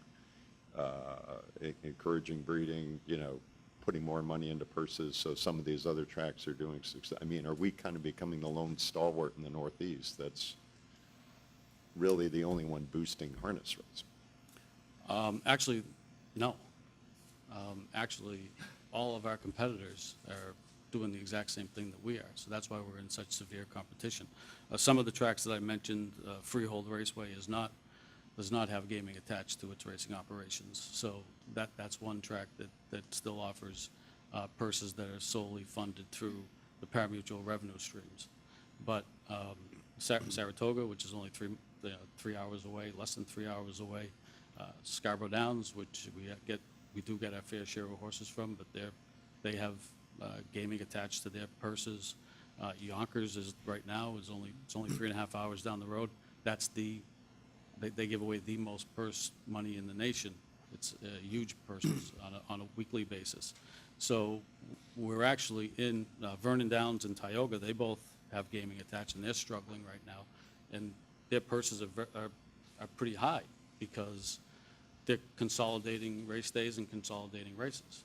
So their purses are actually pretty high on average. I think they go 88 days, and so they get, I think their purse count is about $7 million. So ours is about 8, theirs is about 7. We do 125 days, they're doing 88 days. They can offer higher purses per race, per day to their horsemen to keep them there. So it's very difficult to attract stables to, ship in when we're in the middle of what we're doing, they're doing.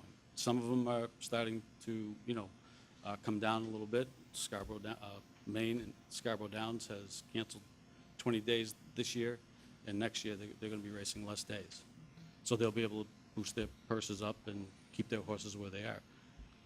Okay. So I'm sorry. I did a little bit back of the envelope math. If this year you raced 125 days, roughly 9.5 races a day, you come out with 1,187.5 races. If we move to 100 days, in your goal of hitting 12 races a day, we're up to 1,200 races over the season, so you're almost picking up a full day of racing in terms of what the card would be for that That's correct. day. But how do you populate the races, each race with more horses, if you're having the same number or more races? That's a great question. And so what happens now is, maybe it'd be 1,200, maybe it'd be a little less. It'll be whatever the horsemen give us for entries. But right now, if we need to make 7 races on a Friday to meet our legislative requirements, my race secretary might take 10 horses that would have been 1 race and make 2 5-horse fields and go with that and call it a day. But isn't that if you got the same number of horses, you'd have the same problem with your 11th and 12th or 10th and 11th race. The races that have field raced would on be- the 4th day would melt them into our Would come back. to our first. You would have higher field size, which at least presumably increases the handle eventually, which is what I think we really should be paying attention is where we rank in terms of handle. It's been increasing, which is really good news, but what attracts other bettors is, what the prices are. But I think I know what you're Okay. asking, and I think I know the answer. When you spread to that 4th day, now you are competing against tracks that are racing that same day, or maybe many tracks, and in 3 days, they look for the days, I know Monday and Tuesday are big, that other tracks there may not be as many other tracks racing the same days, so that, and if you're someone who's contemplating where to race that day, and there's a card of, say, at Plain Ridge of 11 or 12 races that day, you could maybe race several of your horses, so it's worth your while to ship in for that day. So I think I understand that if you cut it to 3 days, and it's not interfering as much with other racetracks, you're getting more ship-ins. so you're going to, That's true, as well as a lot of these stables, try to come as many days as they can, but some of them are shipping, upwards of 200 miles to come and participate. They can't come 4 days a week. They just can't do it. A lot of them come down on Monday, stay over Tuesday.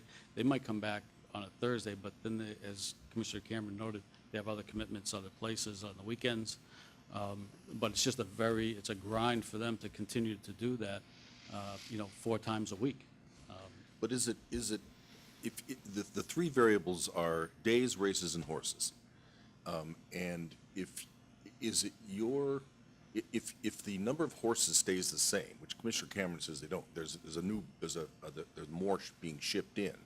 But setting for that aside for the moment, if you have the same number of races in 3 days as you have in 4 days, you don't increase the size of the field of any one of those. You've got the same number of races, doesn't matter how many days you put them over, this field size has to stay the same. You can only, if you move 4 into 3 and reduce the number of races, then you can increase the field, right? Am I missing something? No, wait, your argument or your comments make sense. However, when a race secretary is putting together races, he'll split races apart in order to feed the beast, if you will, to get up to the required number of races that we need Okay, for a but particular day. So the only way you can not do that is by cutting races. If you moved every one of the races on the 4th day back into the first 3, so that your total number of races is what, say it's 40, whatever the number is, you have 40, you don't want to have 40 because you had to, in order to get 40, you had to cut a race, a race with 10 But into 2. we have trainers that don't participate with us because they can't continue to come for 4 days. That's a variable. they'll put more down. You're assuming that it's indifferent to the owner to come any day, but it's not. Well, that's what I'm trying to figure. You have a supply, not, a supply question here, which goes along with who's shipping in, who's showing up. Okay, so the essential variable here is that you think that it's more efficient and more attractive for owners, for people who have the horses and the various people involved, the trainers and so forth, to consolidate. By consolidating into 3 days, you're going to have more people being willing, so your number of horses is going to go up, right? That's what you're saying. More people are going to be willing to race. Correct. Right, okay. And so is your commitment to pretty much maintain the same number of races? We will So you're race, saying- we will race every horse that's entered, as long as they fit the conditions and the classes and the state requirements and everything. We have not left a horse on the table this meet unless the horse had either state requirements that weren't being met or they weren't qualified, things like that. But, we can race everything. We have 45 horses in the box today for Tuesday. If we go with our 7-race minimum, that's all 6 horse fields. And then the competition suffers, because what happens is these horses, there might be 4 in one class and 7 in another class. So my race secretary will have to recreate the wheel and try to figure out how we can get those 4 horses in with other horses that'll be a competitive race. It's a very difficult puzzle to put together, and he's done a great job doing it. But all we're trying to do, and I don't understand really, it frustrates me, the reluctance on the part of the horsemen to not accept a schedule that they can fill, They're not filling our races right now. They're not. Our race average is 7.38. The majority of our races are 7 horse fields or less. We can go 9 across on our gate. For gimmick wagers and guaranteed pools and things like that, we need to have 9. Love to have 10. It creates a lot of excitement. And we guaranteed pools this year, not knowing if we were going to have horses to fill those races. And I was antsy in the seat a couple times when we were getting close to having to go to post when the pool didn't meet the 10,000 or 20,000 guarantee that we put on the line. We guaranteed those pools. So those are some of the things. Can I ask a question? And Make it I'm looking switch to forward. Mr. McHugh. Yeah, I'm looking forward to Mr. McHugh, who also seems to be looking forward to say and answer some of these questions. But there's on your Exhibit D, you talk about the This is Plain Ridge Exhibit D? yes. You present the total number of breeding data. That's nationally, right? Yes, that's provided by the United States Trial Shows. That's the total number of foals produced each year. Each year. The right-hand column, the ones that, are on the ground, living, ready to be trained. Right. But there's also been money to the Racehorse Development Fund to breeders. Yes. And the idea all along has been that they will be increasing the mass bred Yes. which would give us at least, some supply Yep. nearby, and therefore, more, increase the field size eventually. Right. I don't know how soon, but eventually. What can we talk about in terms of, these numbers are interesting, but I'm more interested in the Massachusetts numbers as it relates to this discussion. So the Massachusetts breeding program is a great story. They almost doubled their size of mares bred in 2017 to 111, so that'll produce 50 more, approximately 50 more foals this year, next year, than it did in the past. But 50 horses is not going to do it. And they're not going to affect this year's schedule or the following year's schedule. The mares were just bred. The foals are being raised now. Then they go into training. They race as 2-year-olds and 3-year-olds. Those are. So it's lagging, in other words. That lags. As pointed out in the horseman's exhibit, the enormous number of horses that we're going to go through this year, 1,000 horses we're going to go through this year to do this 125-day meet. The extra 50 horses that the breeding program produces is great. Their races have been good this year. We just got done with the finals last Monday. But it's not going to fill the void that the national numbers are leaving. The national numbers are staggering, going the other way. Shall we switch? Oh. Yeah, let's switch. Yeah, you're right. All right, we'll, We can- we may be back and forth, but let's give Mr. McHugh a chance to give his presentation. Thank you, guys. Thank you. My name is Bob McHugh. Oh, sorry. Just Mike. hit the button. Hit the button on your mic. Oh, okay, there we go. There you go. All right, Gail, huh? Yeah, my name is Bob McHugh, and I'm president of the HHA&E. I just want to start by saying I'm representing the horsemen and women who race and work as partners with Plain Ridge Race Track and Casino regarding the 2018 live racing schedule. Before I speak to the metrics of the number of grades requested by Plainville Gaming and Development, I'd like to draw the attention of the Commission to Chapter 23K, Section 24 of the Mass General Laws. It clearly states requires a licensee to hold 125 days. Section 24 clearly states that if a licensee does not hold 125 days of live racing within 3 years of receiving a gaming license, the Commission shall, doesn't say may, it says shall suspend the gaming license. I would argue that this is a clear directive as to the importance that has been placed on the non-negotiable requirement to maintain a 125-day racing schedule. And then lastly, in Section 24C, the adjustment after 3 years is solely in contemplation of increasing from 125 days of live racing. It is completely inconsistent to think that in A and B, there would be such a clear directive and mandate with a casino license suspension as a penalty, only to permit a turnaround and an abandonment of this legislature priority after 3 years. Doesn't make any sense. Mr. Corey is in attendance and backing me here to respond to any questions regarding the statute. Now, if the Commission decides, notwithstanding this analysis, to consider the adjustment of required layering days, we look to the three metrics of fields, demand, and racing performance. I know it's in your exhibits, but I'd like to just summarize them now. Regarding fields, even while the number of race dates and the number of races has increased 50% since 2014, field size has grown approximately 55% since 2003 to 2014 and is up 2% from 2016 to 2017.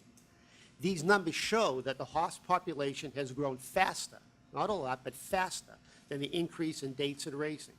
This shows that racing is on the upswing and has resulted in out-of-state horses, men and women, coming to the Commonwealth to upgrade their stock and buy horses in Massachusetts. Again, fields. We mentioned the uptrend. The upward trend of the increasing horse population is evidenced by the registrations of mares for breeding. In 2014, it was 44.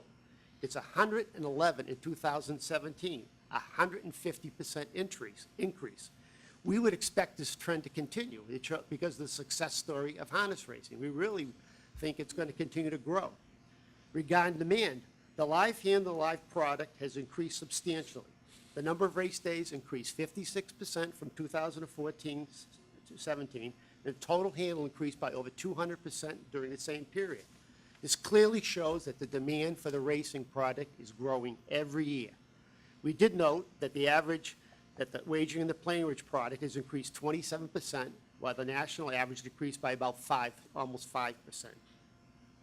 The number of race days and races increased substantially from 2015 to 17. While the number of race days increased by 19%, the number of races increased by more than 26%. This is clear evidence that even though the mandated race days increased in the past 3 years, there were more than enough horses to race in these races. As noted above, even with the number of race days increasing, field size has increased. The number of claims, I know that, that's gone up from 17 2016 to 31 claims in this year, 100% increase. I know it doesn't add horses, but it does show there's a demand that people want to buy horses and race. I think that's a very positive sign. I know Mr. O'Toole went back to 2003, but I mean, that's the statistic. We're looking since the start of the gaming statute. We're just showing that since we got the Racehorse Development Fund, I can go back to 1998 and probably show it was less then. So I don't know about this 2003 date. I'm looking since the statute started. The number of the United States Trotting Association provided owner's participation report. Now, he corrected my numbers, but I hope you agree, there's still a very good growth. I'll talk to Exhibit 3. I am going to talk to the USTA. Commissioner, I apologize for not adding up those numbers, but we called the USTA for that information, and I accept the numbers as is. But I hope you agree that it still shows a substantial increase. And again, the horse participation report, we're getting more horses that race at Plainridge. It was 902.15 and 930. I should say 627 in 2015, 900 in 2016, and 930 to date in 2015, or 50% increase. Racing performance. I know Steve says it was misplaced, but we're looking at quality of horses. I think this is a wow factor. The number of records we set clearly shows that better and faster horses are coming to Plainridge. Yeah, I attribute a little bit to the great maintenance that Mr. O'Toole and his staff have taken care of the track. But since there's about 3 more track records since this, there's 21 track records. Freehold race for another Penn-owned game property has only had 3 in the past 3 years. I don't know, if you look at those 3 metrics, I don't know how you conclude by anything that we're moving up, that we're improving, that Plainridge is improving. So I want to say that the metrics clearly support keeping the racing days as is. In fact, if any change would be based, and we're not recommending it now, we didn't recommend it, the number of days should increase. There was not one single metric to show that there should be a reduction in race days. This year, 2017, has proven to be the most successful year since Plainridge Park has opened. If there's any change at all, Mr. O'Toole has mentioned Friday's a weekday. Believe me, we would love if they gave us a weekend day. It would help us in our advertising. If we could get other people to attend who don't work, who work, I should say, who have some leisure time. We would love a weekend day. And we're also pleased to see in your packet that you were sent a letter by the selectmen in the town of Plainville, approving, disapproving Plainridge application and desiring for us to race 125 days. The town realized the economic impact when trailers come into town, people buy food, people participate in a lot of information. So a lot of things in the town. And I want to say, I know Steve said he was a horse one time, so he gets it, but I can tell you, there's not one horseman, the word I hear all the time is no one wants to lose days. It's so important to keep this industry stable. The long-term, I can tell you, horsemen and women in this state and even around the country are still unsure as to the stability of this industry in Massachusetts. And a reduction of 100 days would create a lot of questions. We must continue the positive direction and send the right message to breeders, owners, and trainers that harness racing is on the live and its upward trend will continue. I would ask each of you, if you want to if you're interested in breeding a horse, if you're an owner, if you're a trainer, if you heard that Plainridge reduced the number of days from 125 to 100, what am I telling you? What is the message we will be giving to you? That is my concern, is representing these horsemen. And so I said that any reduction in the number of days would have a chilling effect on the horsemen and women who now race at Plain Ridge, as well as anyone, and I've talked to people contemplating becoming the state.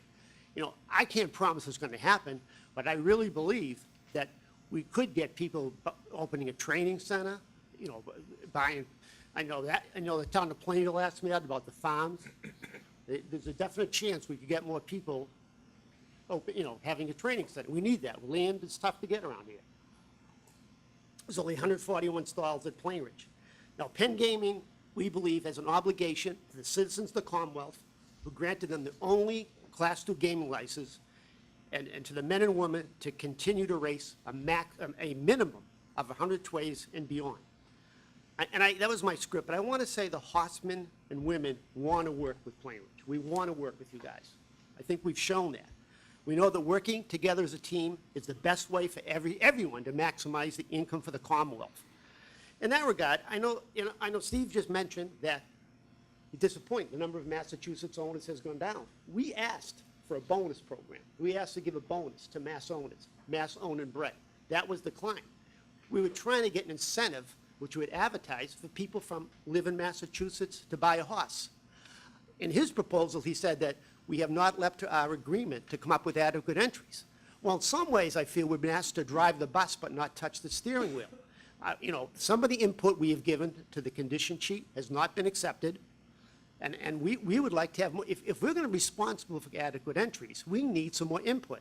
I talked to Alex just 3 weeks ago about a couple rules promulgated, accepted by the USTA, specifically a horse whose race has, once they bet in a pari-mutuel race, they have 60 days before they have to race again. I understand Mr. O'Toole's rationale, but Plain Ridge wants to have that 30-day rule, says for the protection of the bettor. I understand that rationale, but that prohibits adequate entries. Another issue was trotting hobbles. I believe the USTA has adopted a rule to say if a change of equipment, you don't have to qualify. Qualify means a practice race, a non-pari-mutuel betting race. Plain Ridge has decided not to adopt that rule. Again, that's small, but it has an impact on entries. So, I mean, the only thing that bothered me is when I read the rebuttal to you is that we're responsible for added entries, but we're in the back of the bus. We can't steer the bus. And so we would like to have additional input into that. And I want to say, just one other thing. We mentioned 3 days. We have some big stables here, race here. I tell you right now, a couple people have told me they have to cut their stable because they have a big stable, and over 4 days, they can race each horse. When you condense it into 3 days, they are going to have trouble bringing all their horses in 3-day meet, help in racing that many in 1 day. Doesn't affect a lot, but it does affect the big stables. So that's my... I have a couple of questions, mostly around trying to answer the first question that you posed, which is what is our decision point here? Mr. McHugh, in your read of the statute on Section C, Section 24, you assume that the commission may only increase the amount of races? Yeah, that was our days? legal, I mean, I have to ask Mr. Corey, but that was our legal interpretation of that the statute required a minimum of 125 days. For the third year, For a pet, well, from our opinion Section was for pet 24. Right, Section 24 is very clear right. that it stipulates year number 1, year number 2, and year number 3 in a particular number of race dates, number of race dates. But Section 3 says that the commission may adjust.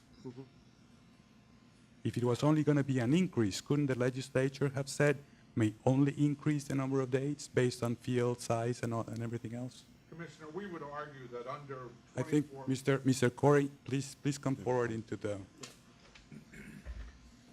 microphone.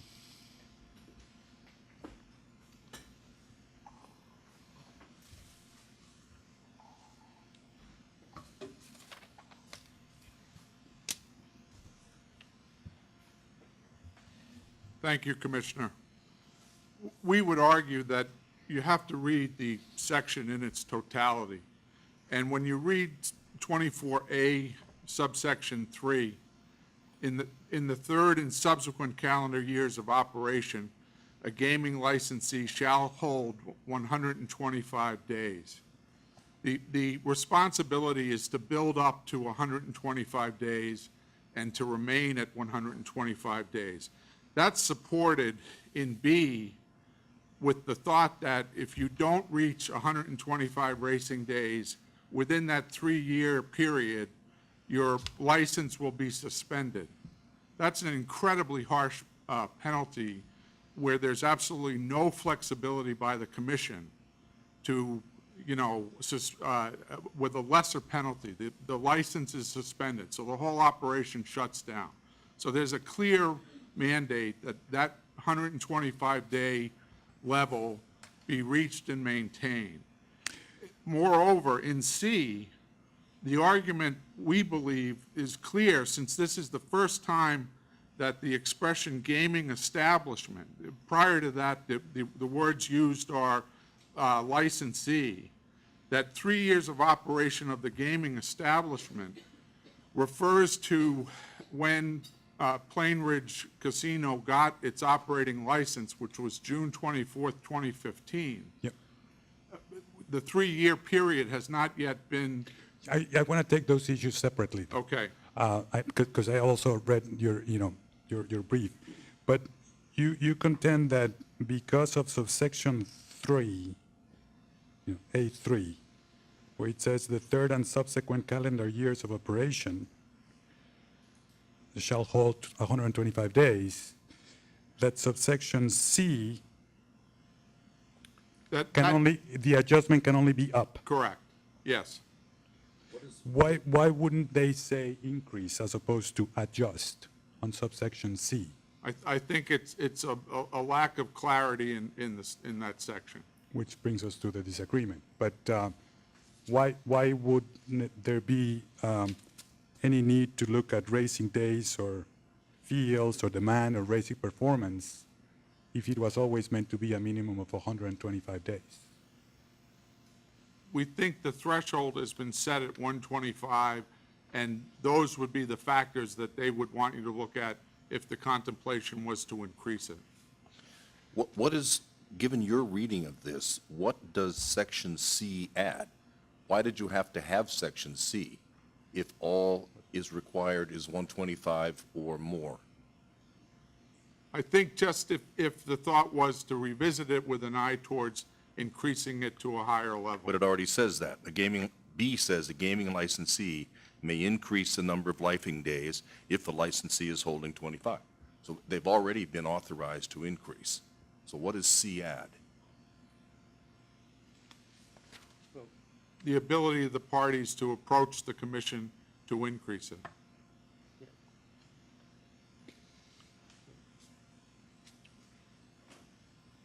Candidly, the situation that we're confronted with here, where the inability of the parties to the agreement, the horsemen and the track, to agree as to where the future of the live racing is going, and putting the commission in the role of arbiters, where the inability of the horsemen to have the appropriate role of involvement with the number of live racing days. That's fundamentally why we're here.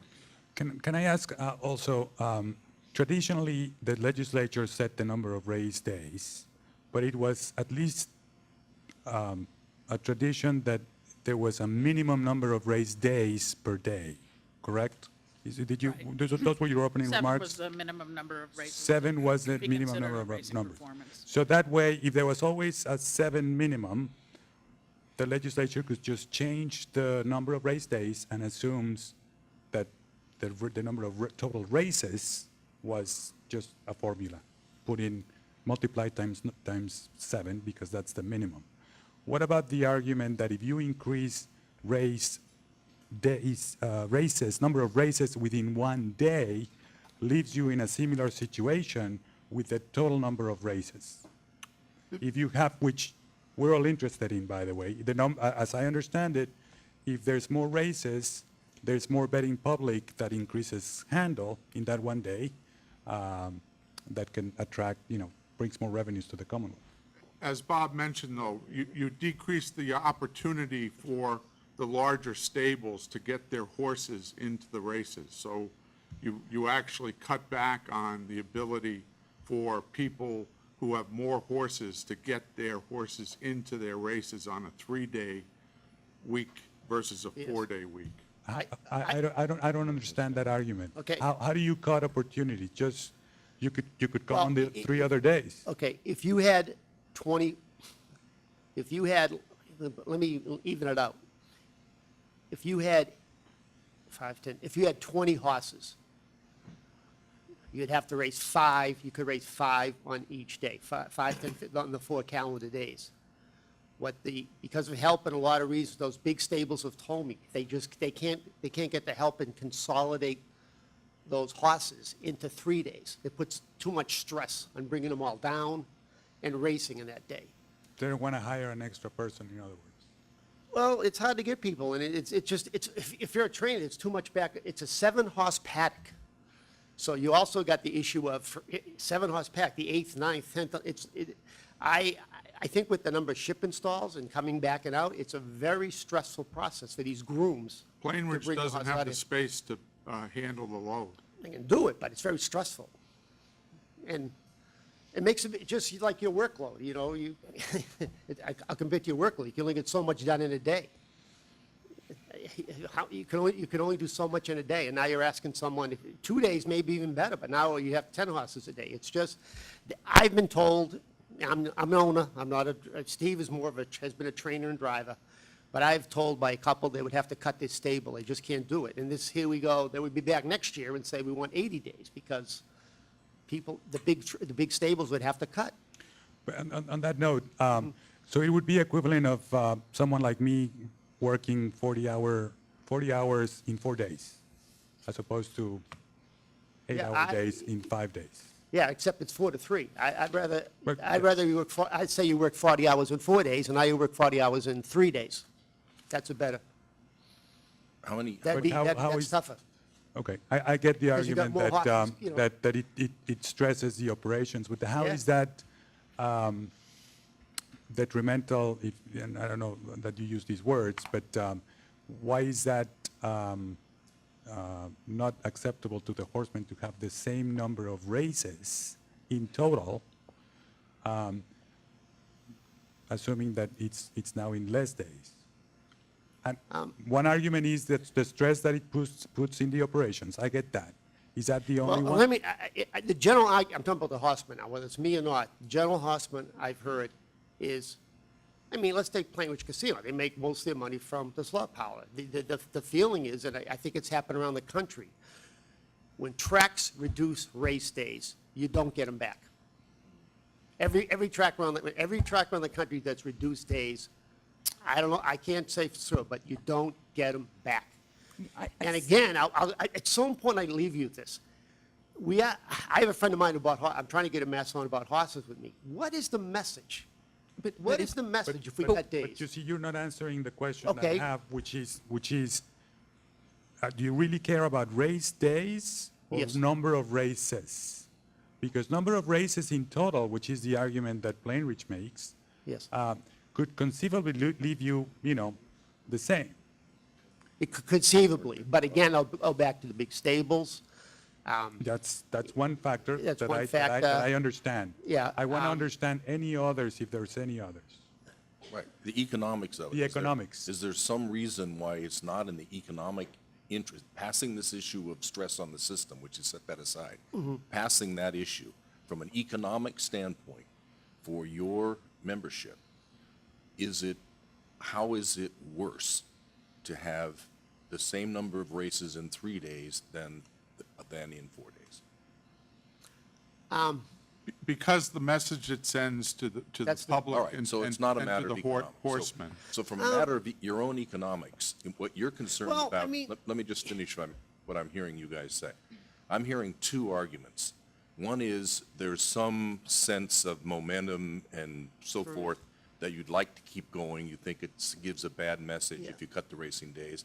And there is some factor for some stables, at least arguably, that operating all of their horses in 3 days is an issue. Yeah, That's the, No. no? Commissioner. So what else? What's the economic difference to you Well, guys? Because there's a 5-year investment cycle that you need to make if you're going to decide to bring a horse and to race a horse in Massachusetts. The whole idea behind the Racehorse Development Fund and the commitment to live racing, as we've seen in the discussion with thoroughbred racing, is to enhance, support, and to encourage people to make the required investment in racing. Yeah. And if you cut 20%, 25 days from the harness race schedule, they're doing wonderful things down in Plain Ridge. And the thought is to send the message to people who want to bring horses and increase and breed horses in Massachusetts. We're not there yet, but if you look at the number of mares bred in Massachusetts, if you look at the handle, if you look at the appropriate statistics, they're all very encouraging. They're heading in the right direction. But if you cut the number of days, it sends the wrong message.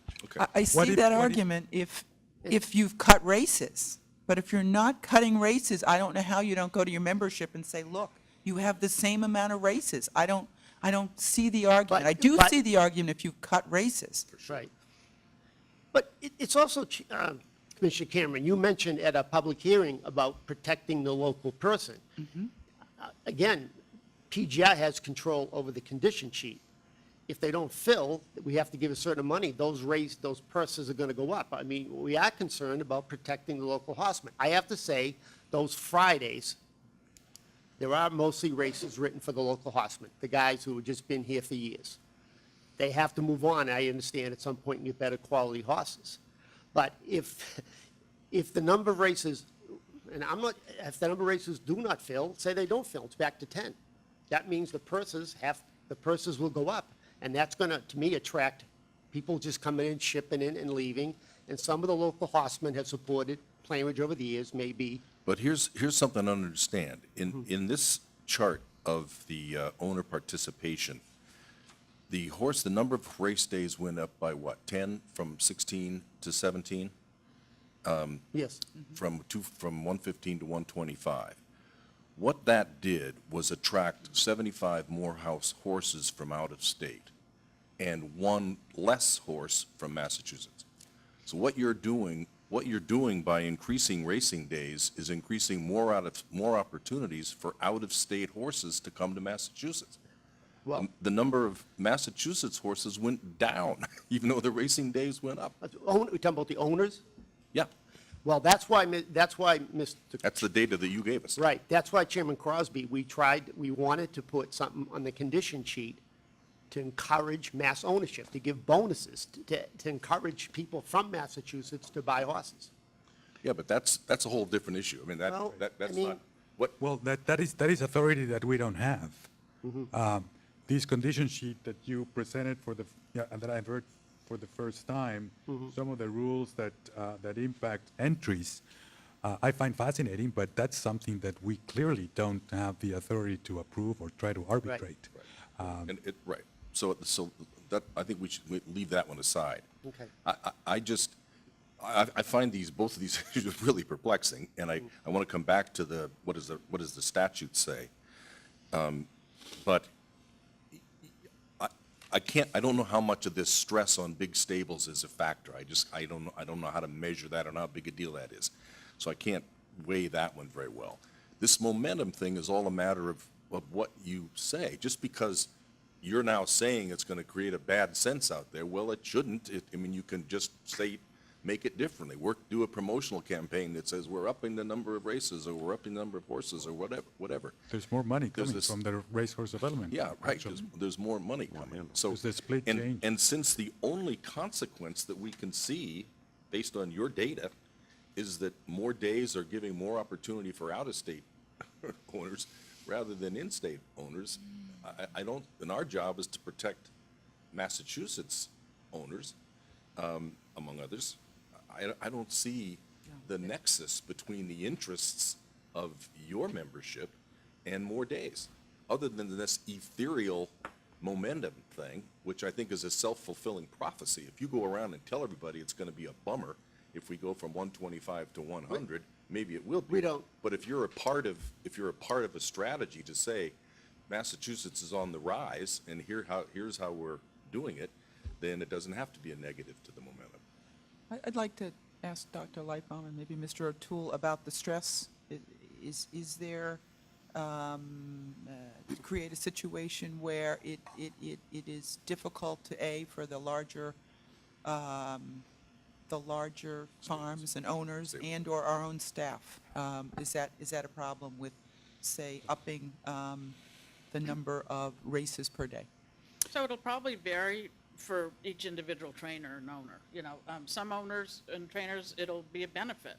Maybe they're bringing down 3 horses on Mondays, and now then maybe they can bring 5, and they'll save a trip, they'll save the gas, and it'll be a benefit for them. Maybe, like Mr. McHugh said, maybe there's going to be some that are already bringing down as many as they can bring, and so they're not going to be able to bring extras, and like Commissioner Zuniga said, do you hire extra help, or, so that it'll vary a little bit on that.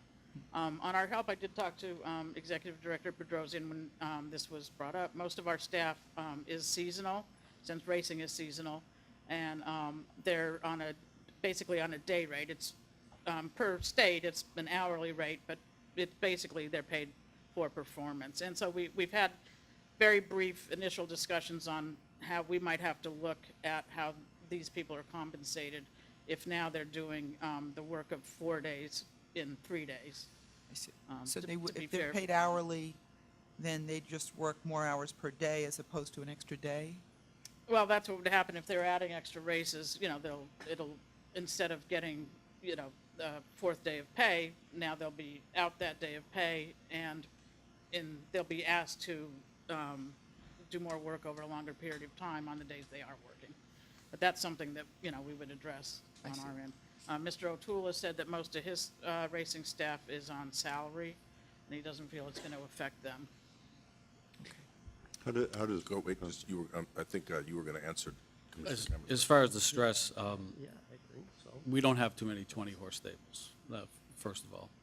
There are a few, and usually in a 20-horse stable, not all 20 horses are racing at the same time. But we raced 80 days in 2013 and before. We raced 80 days in 2014. I never heard this stress argument when we raced 80 days, 3 days a week. Back then, we raced 2 days a week to start for a couple of weeks, and we ended the season usually going 3 days a week. And this is the first time I've heard the stress factor as far as racing. It's a hectic scene. I've done it myself. When I was racing a stable, and you bite off what you can chew, and most of the guys do, as far as I can see. Okay. does Plain, I'm sorry. No, go ahead. Yeah, does Plain Ridge, again, I'm trying to estimate this stress, but I mean, does Plain Ridge have space, adequate facilities if you had, to accommodate people who might bring down more horses than they had anticipated if you shorten the number of days? So in the 80-day seasons and in the 100-day seasons prior to 2014, we had no shipping barn. We raced 14 races a day. We flipped the paddock one time. It is a 7-race paddock, as Mr. McHugh said. Now we have a shipping barn to house the horses when they're not in the paddock. So you have to flip them, yeah, and it's not uncommon. What's the term, Mr. O'Toole? Ship and what? Ship in. So the horses come ship in, they have a place to go, to rest, Yep. relax, But before then they. you're talking about you said flipping the paddock. What does that It mean? was similar to a restaurant flipping tables. Yes. So Just gotta reuse we have them. 7 races. After the first race is over, they gotta get out leave, of and then in 20 minutes or so, the 8th race comes in and takes that. And that's not an uncommon practice in paddocks. Thoroughbreds race from a 1-race paddock. I've been advised that there's no statutory requirement for the number of races, and that more than 7. So even if you cut the number of days, that they would have no obligation to race more than 7 races. Well, they are now, for starters. could- but- they could But if we're we getting, decided. but we're getting a commitment from them. If we were to decide, it's clear that what we're hearing is there is going to be, for all intents and purposes, the same number of races, give or take, not exactly, but as a practical matter, the whole purpose here is to have the same number of races. And I think the commission, if that's what we supported, I think the commission would not be very happy with Plainridge, and would be welcome to have you back if that didn't happen. I want to go back to the question, unless I'm interrupting somebody. No, I wanted to I go want to to go that back one. to this threshold question, which is, what does the statute say? And we've had this experience before. This was a complicated statute, and I think this is a place where the language is unclear.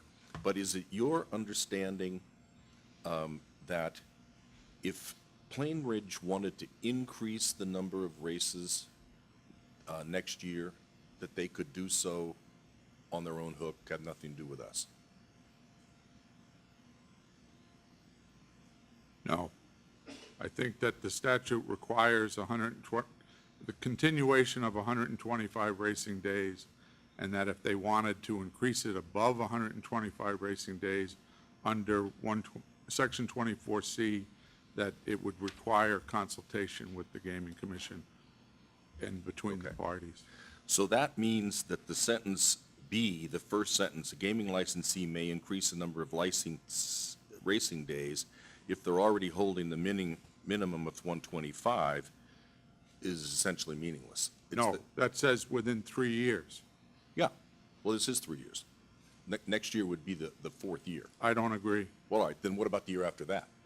Perhaps. Okay, so you think that B says that increases, reconciling the ramp-up period, once you're outside the ramp-up period, whichever it is, you're saying that Section B says that Plainridge can increase racing days on its own, period. Within 3 years of receiving the license. Yes. After 3 years. For the first 3 years. No, but it starts, no. The gaming licensee may increase the number of live racing days if the gaming licensee is holding a minimum of 125 racing days within 3 years of it. So if within 3 years you get to 125, you can increase it. For those 3 years. Right.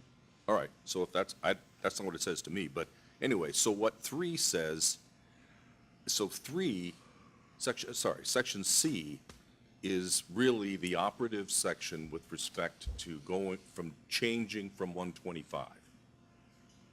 So, However, Commissioner, after 3 years of operation of the gaming establishment, Yeah.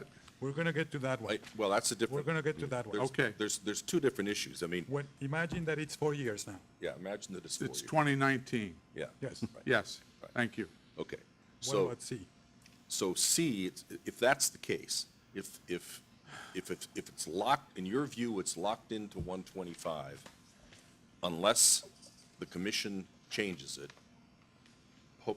post ramp-up period, then the word adjust becomes pretty meaningful. Why did they say adjust And not increase. and not increase? Because I think for the first time, it contemplates a consultation with the parties. Right.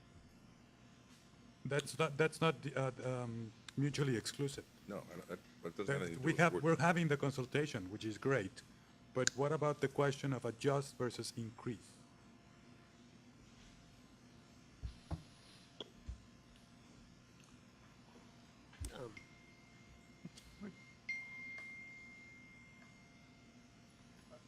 I can't speak to that. Yeah. Well, that's what we're trying to wrestle with. I mean, it's, so I have a question for council. Section A, little 3I, is absolutely foursquare that it shall be 125 racing days for the 3rd and subsequent years, flat out. That's a little bit like the one in the gaming service employee that says there shall be a background check in effect for gaming service employees. And then there were subsequent sections which made it look like Well, I don't think those background checks really apply to gaming.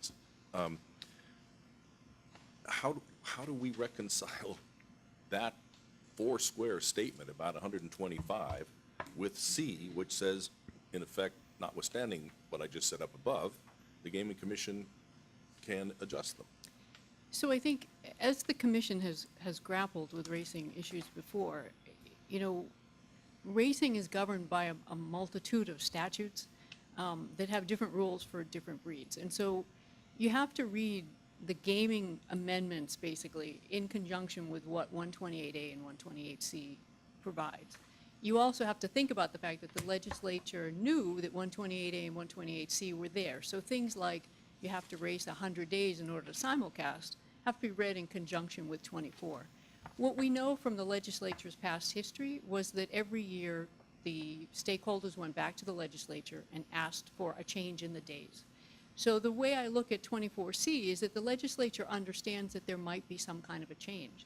And as they did in 2014, when they made the change and they gave the discretion to the commission to ultimately work with the parties and come to a number of days, they put that in this section so that you could look at the number of days and think about safety issues, field size. I mean, I think the legislature strongly preferred that you could have an increased number of racing days going forward, but I think they understood that that might not necessarily work. And the best place for that decision to be made in the consultation as we're having now would be in front of the commission to make that decision. So I see 24 as acknowledging that there may be some reasons why 125 days don't work. Okay. Can I ask, Mr. McHugh, I clearly remember in 2015, after racing 80 days in 2014, the horsemen were very much in favor of starting that clock and racing 105 days in 2015. I know you weren't the president then, but you were a member, you were a horseman then. Do you recall that? I can't, in favor of racing 105? Well, in other words, yes. So in 2015, the commission made the decision, you know, that was the beginning of the calendar year to start, even though the casino itself wasn't open. So we, in fact, Approved yeah, the racing application. 105 days, and the horsemen, they were out in force at that hearing in agreement and supportive of starting the clock and racing 105 days in 2015. Yeah, well, my understanding, Commissioner Cameron, is that... Don't speculate. No, don't say, okay, okay. I asked Mr. McHugh a question. This is not a legal proceeding, Mr. Corey. I'd like him to answer. Thank you, Yeah, Commissioner. yeah. Well, I do think that that agreement was signed, and people are just so happy, they're worried that there would be no racing at all. And I do remember, I thought, from my papa, the previous president, that there was an anticipation that from 80 to 105 was a big jump, and that it would take time going forward. It takes time to get new owners, more horses. So 80 to 105, 115, 125, it was a logical progression. Well, Which I was in guess the what I'm statute. saying is I never heard, this isn't the first year of the gaming establishment. We shouldn't Right. start, we should have 80 days instead of Right. 105. Right. My only point is, we're hearing that now, after 3 years. We never heard that argument 3 years ago when we started it, and the room was full of horsemen in support of the additional racing. This is a good news story, obviously, and it's just a question of how we solve this one issue, which is racing days at this point. So I guess I'm just finding this piece, knowing the past and being involved personally over the last 3 and 4 years, starting that clock at the time we did was very much, the horsemen were very much supportive of that. Right. Okay. I was going to ask that question from a different perspective, but it's very helpful the way you framed it. Your argument seems to be relative to when the clock started ticking, that from April of 2015 to June of 2015, when the gaming establishment first opened, those days were for free, were gratis, were Those were not, those didn't count, in your opinion? I don't, what, excuse me. If the clock started, if the statute stipulates the minimums for the next 3 years, that's very clear. Right. 105, 115, and 125. There's a disagreement, you argued that the clock started ticking when the gaming establishment opened in June 27 of 2015. But the calendar year had already started, which is Commissioner Cameron's question. Back in November of the prior year, you were in support of the Plain Ridge application for 105 days for that calendar year. If the clock only started ticking in June, what about all those days between April and June? Were those just free days, race days? I guess my own, I mean, I'm not sure if I totally understand your question, but when we developed the 3 metrics, and it was based on supporting the 125 days. I didn't, I'm trying to take us back to 2015. I think Commissioner Cameron established. Just establish that. Yeah. Established the point that at the time, there was a broad consensus that the clock was starting. Right. This was the first year, 105, next was 115, next 125. Now there is this argument that this ambiguity about 3 years of operation of the gaming establishment neuters all that agreement, and there's an additional year. Okay, you're talking I think, I remember the same conversations. Personally, the idea that the use of the word gaming establishment mandates a 4th year in effect, I find unacceptable. I think the argument about whether or not we have the authority to increase is complicated because the language just is simply incompatible. There are places where it's incompatible. But bottom line, it's not logical to me that they were only talking about the possibility of increasing. As I try to reason my way through this, I think they intended to give us, and I have talked with them about this, not this specific issue, but in general about the wish to let the determination of racing days go to the Gaming Commission. I know this is what they have been thinking about a lot. So I end up thinking, yes, the clock is run. We've done the 3-year ramp up, and yes, we do have the authority to go lower than 125 than if we think the conditions warrant that.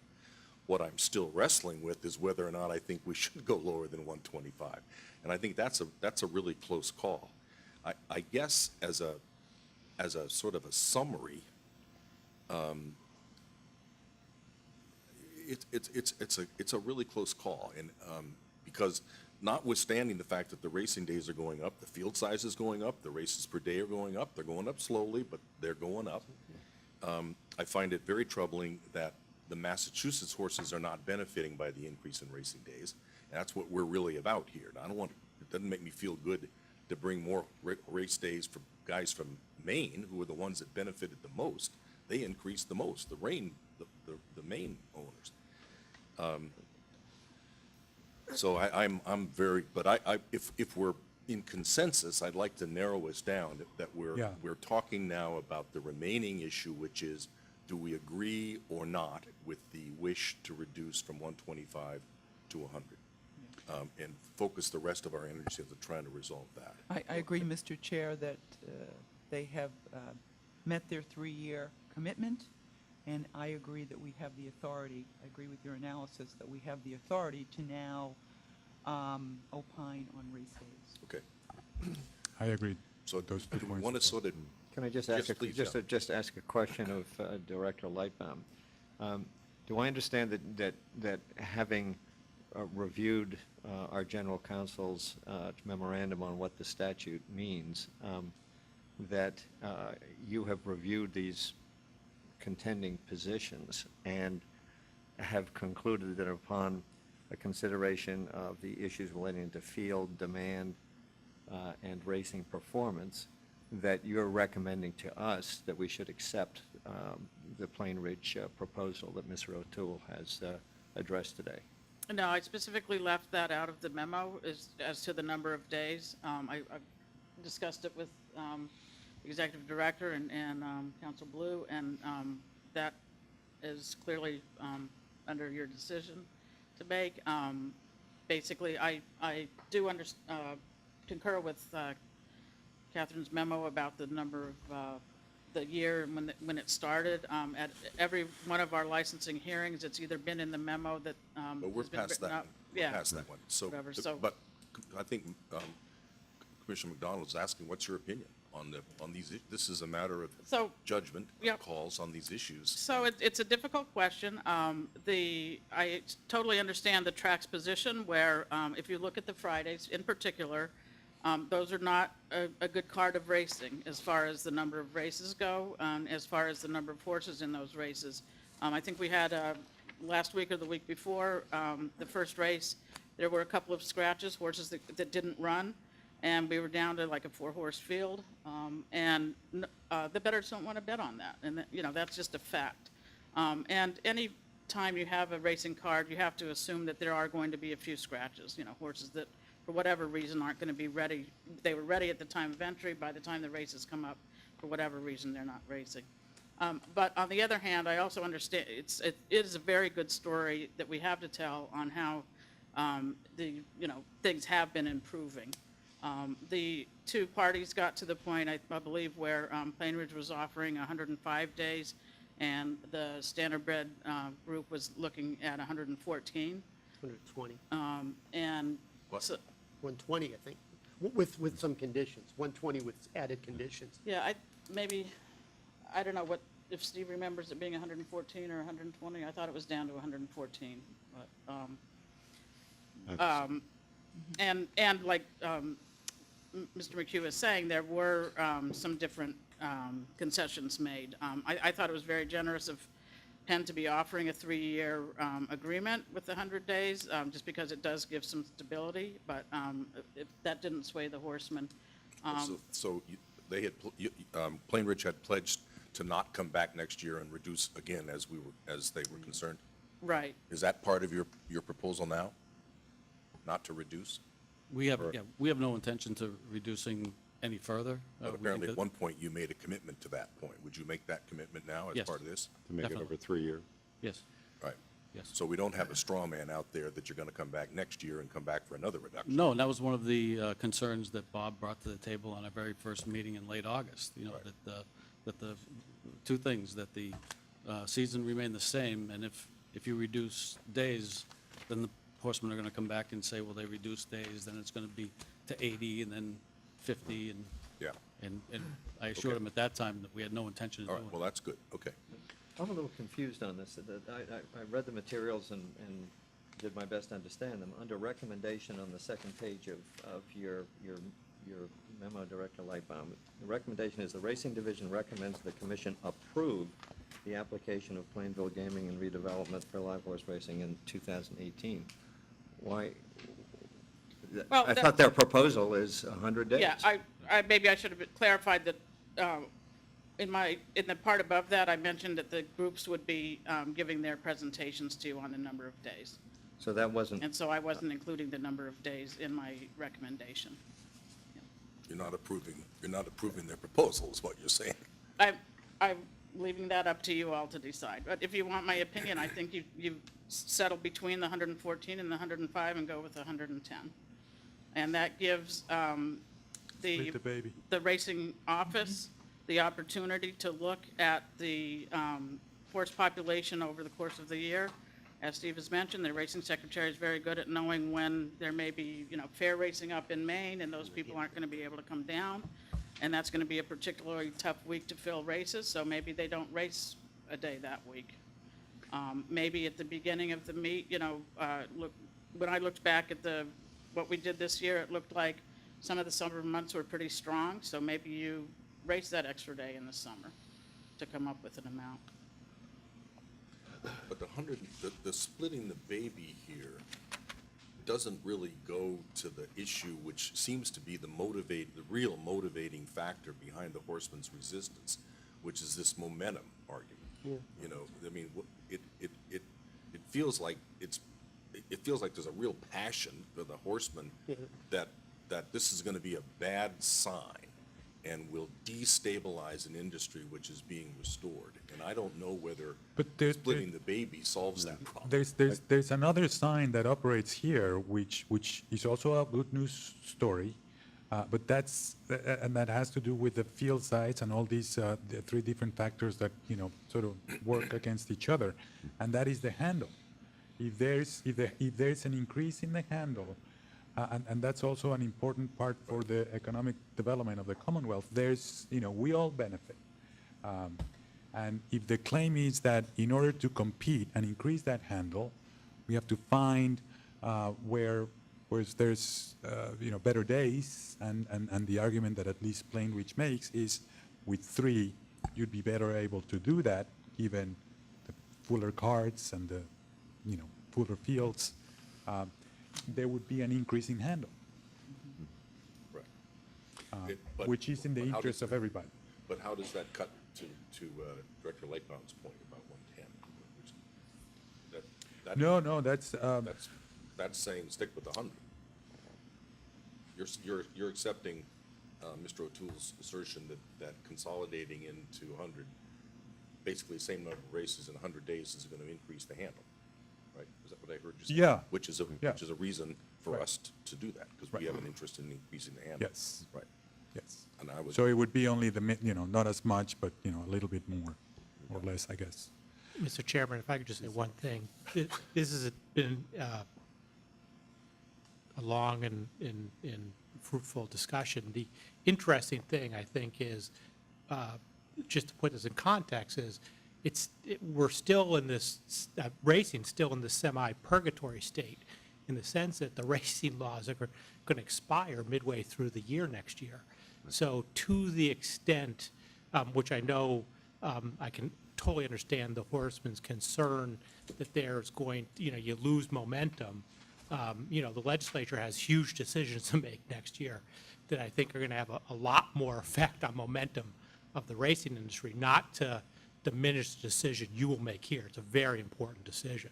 But the context in which the industry and the commission finds itself in is not a vacuum. It's this broader context of what's going to happen generally with racing. Right. But I appreciate that point. I think to the point we're trying to address, and I talked about it before, and I appreciate Mr. McHugh's point of, is Massachusetts look like we're stepping off the gas because, well, we hit one at 25, let's peel it all back. But on the flip side of that scale, fighting the perception of losing the race days, now you're talking about more races per year, per meet season. We've had a shift in purse allotments via the horse racing committee. Simply more opportunities to race, more handle, which is, as Commissioner Zuniga said, is another economic factor that we're weighing. I have a question. I don't want to detour us a little bit, but at the same time, if we're going to make a decision on peeling back from the 125 and basing it on the 3 criteria of field, Demand and performance, you look through the 2 briefs, and Plainridge has one definition of performance, and the Horsemen have another definition of performance. And, we're tackling this for the first time. The next time we may need to review these criteria. It'd be great if we had set some benchmark as to what we accept as definitions. And I'd like to have us at least try to figure out if there's a definition of performance that we can agree upon. I think breaking race records is great, and certainly probably a matter of pride for the horsemen. From an industry perspective, what that translates to in terms of jobs, in terms of handle, I don't quite know, but I'd almost feel inclined to look at the definition that Plainridge Park has put forward. I mean, again, we're going to evaluate reducing days, having some agreement on what we decide performance as a criteria Are you talking about is. going forward, like for next, having a standard so that we can look with, Well, we got to think about it today, Okay. but we're also setting kind of a, we're setting a benchmark for how future commissions may deal with the issue of performance.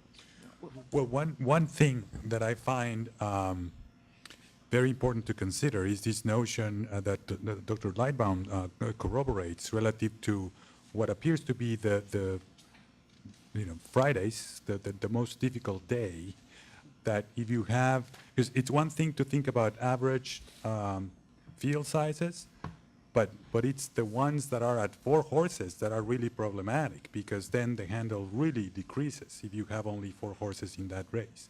For whatever reason, there's not enough that showed up, or a couple of them scratched, and what have you. So that's an element that I find, the mind has to migrate to averages, but the tail ends are what in my mind really becomes to, erode a little bit the product.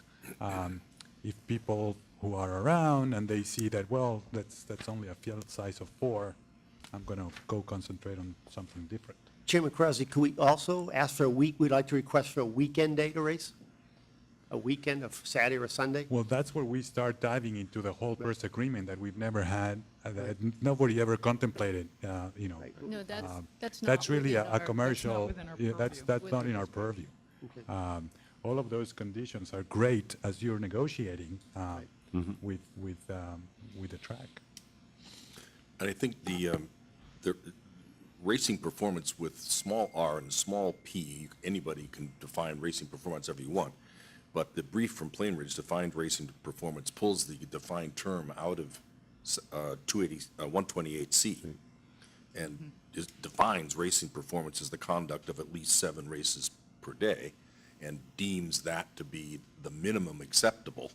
So, I mean, I think that we can expand on that definition, but that's clearly a baseline definition. You can add these other factors as to interesting data points, relevant data points, but in terms of the literal use of racing performance, it's pretty explicit. And I think it does imply that the performance is not very good. We're barely over the minimum acceptable number of horses per race.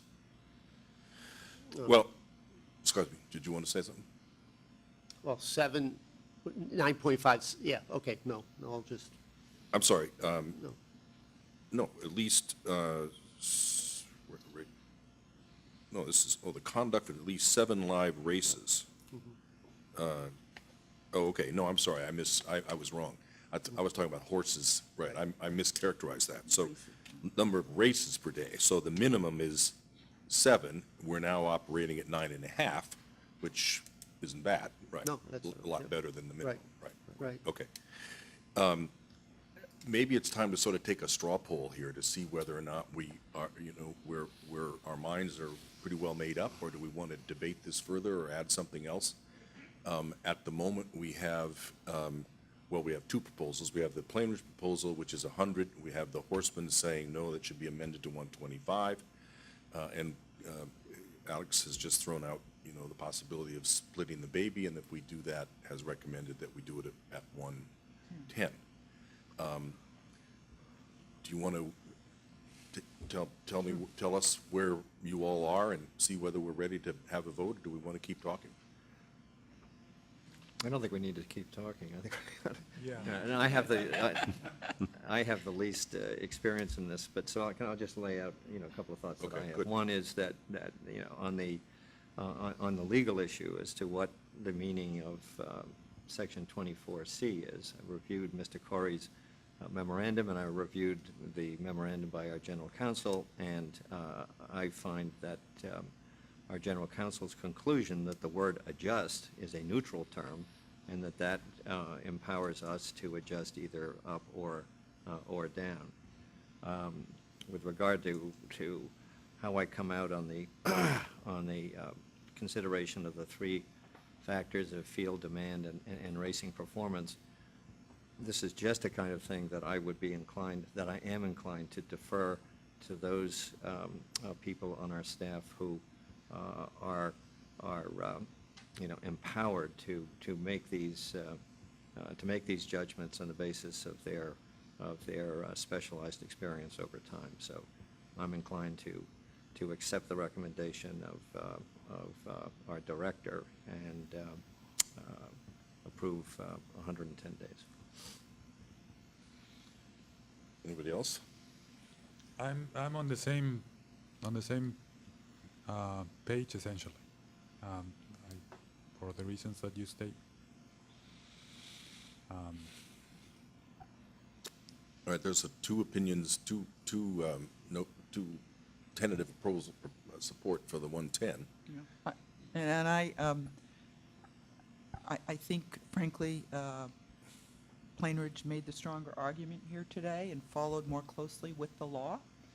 But I do understand the Horseman's perspective as well, and this is a good news story. We'd like it to continue to be a good news story. So I'm inclined to, and I know this would be a one-year deal rather than 3, right? That's what we're looking at here. So I'd be inclined to support the 110 as well. Well, there's 3. Do you want to? Does it matter what we say? No. Well, yeah, because I don't have to call the vote if I don't want to. No, and again, I appreciate the passion and the submissions we had from both ends of the party. And, I do look at both the track, our licensee, the Horseman, and this commission kind of tied together to work as a team to keep moving the success that we've realized. And, Director Bedrosian stated it kind of well. We have this re-energized thoroughbred industry in Massachusetts. Standardbred, sorry. Thoroughbreds will be next. And, we're slowly turning the ship back towards, some path of success. I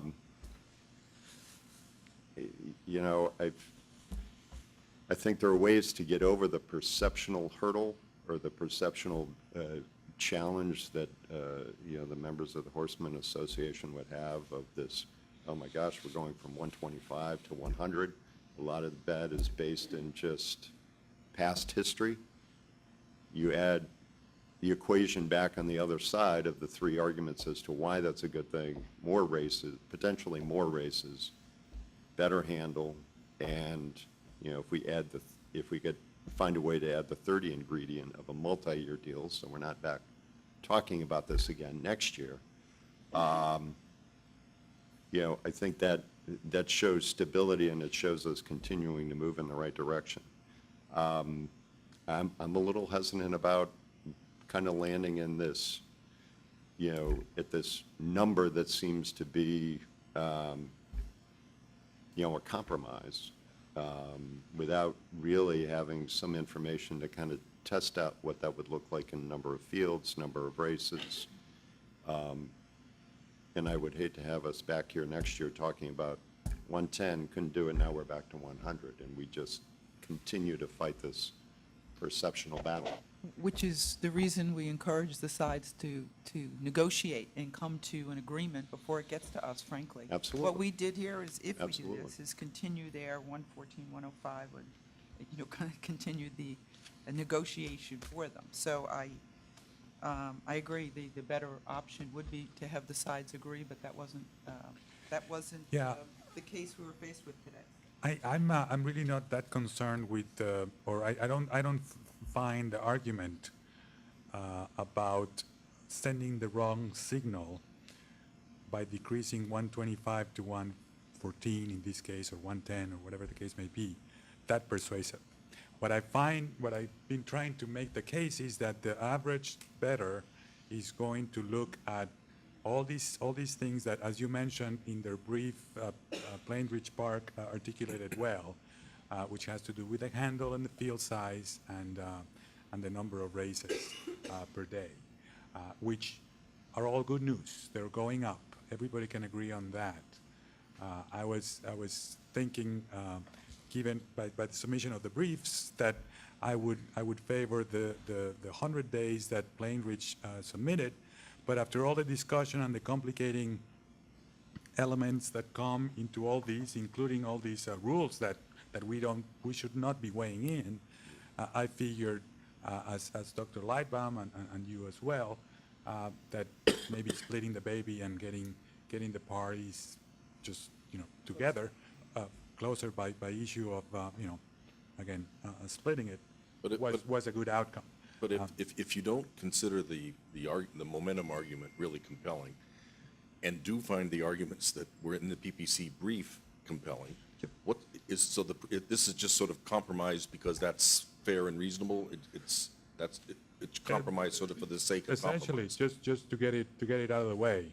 I do It's think. gonna get out of the way wherever we go. Well, actually, we're supposed to approve this application by statute before the 15, right? And I think if I could offer maybe a suggestion, part of why we kind of are where we are is precisely because the statute requires us to have the applications in by October 1st. We have to decide by the 15th.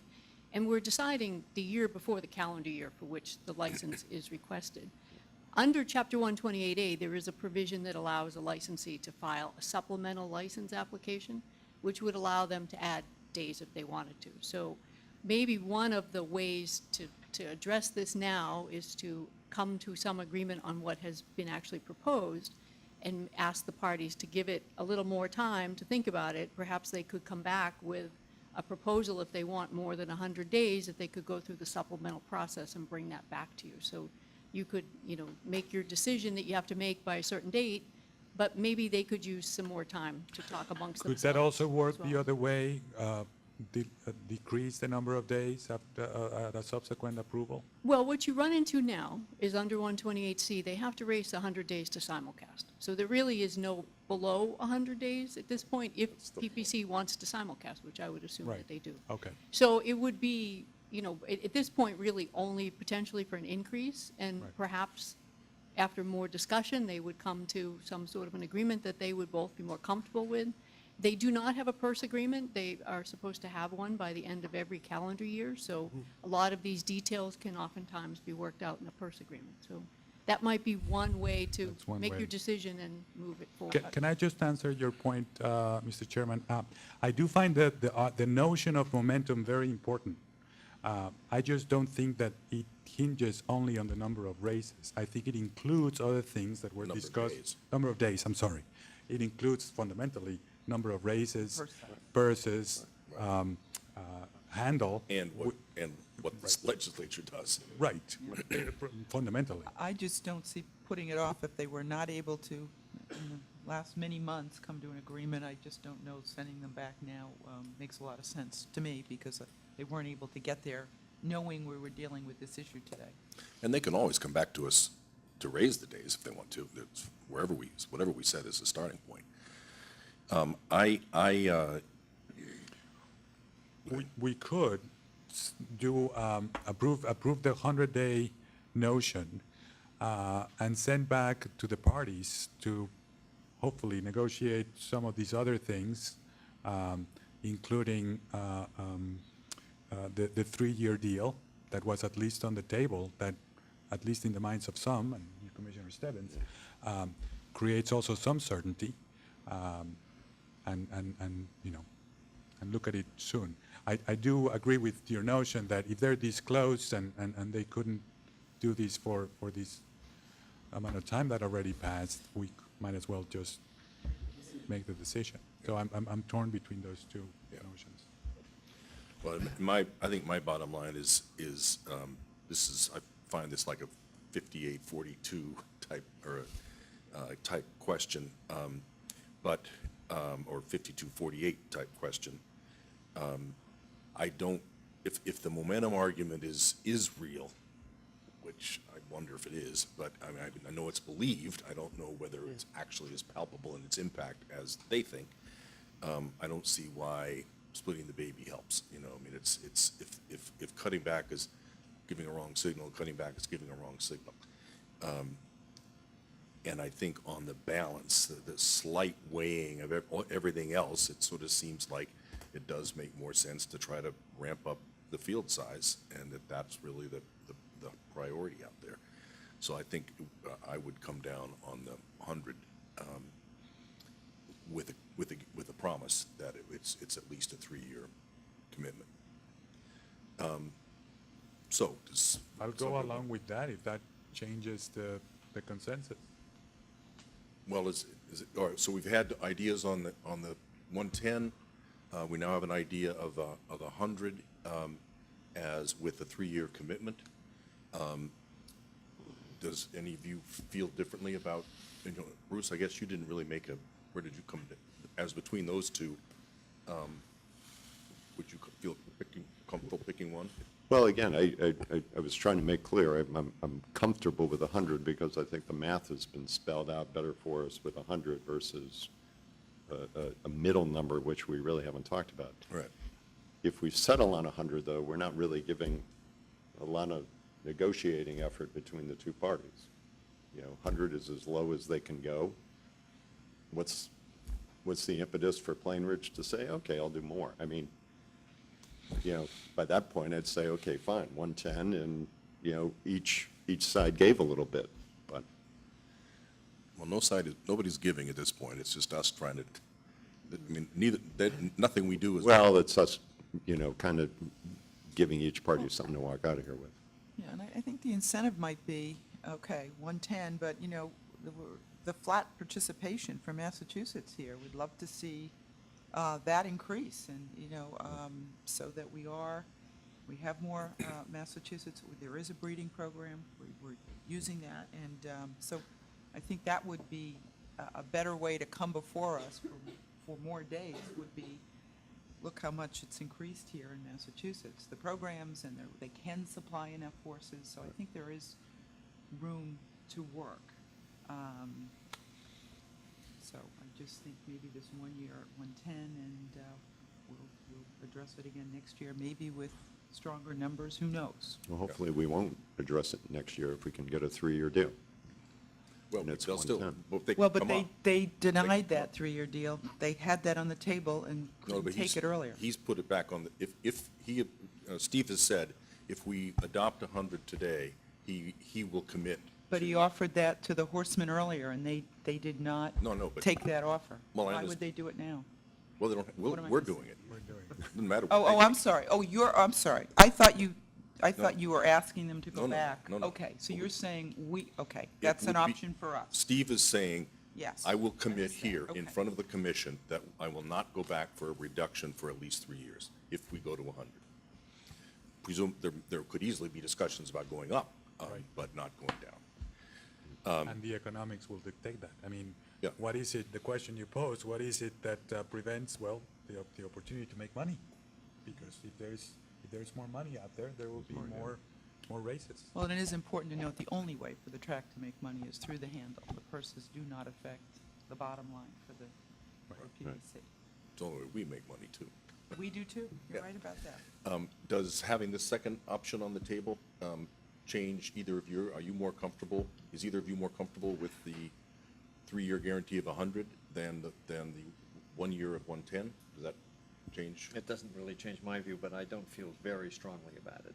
My position remains the same of respecting the judgment of the people who have been in this, on our staff, who have been professionally engaged in this for their lifetimes.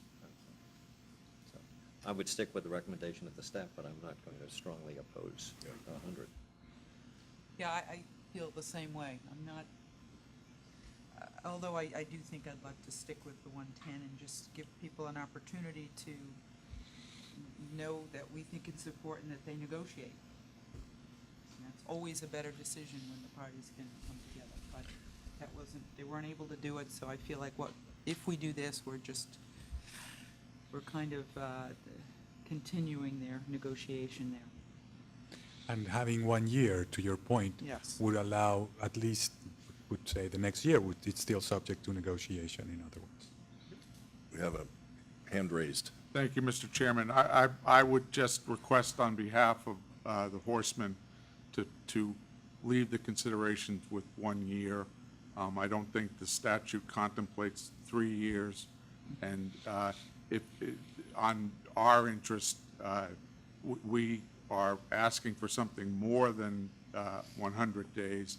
To have that arrangement extend for 3 years is even worse than just 1 No, year. this isn't a commitment to run 100 days. This is a commitment to not reduce below 100 days. Now, I understand Okay. that, but since our argument is based on 1 year.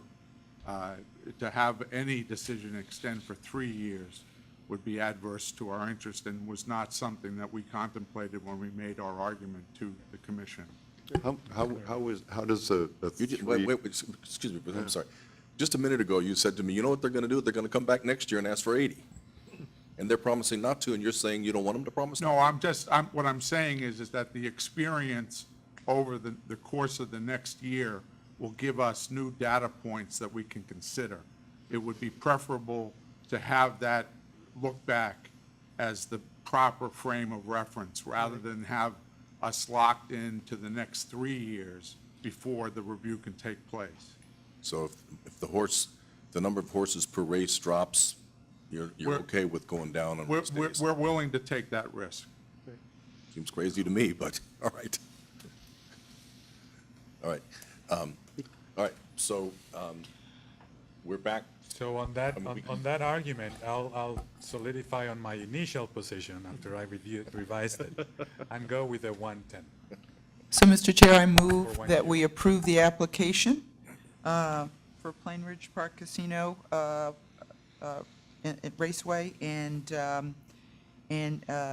make the decision for them to race 110 days.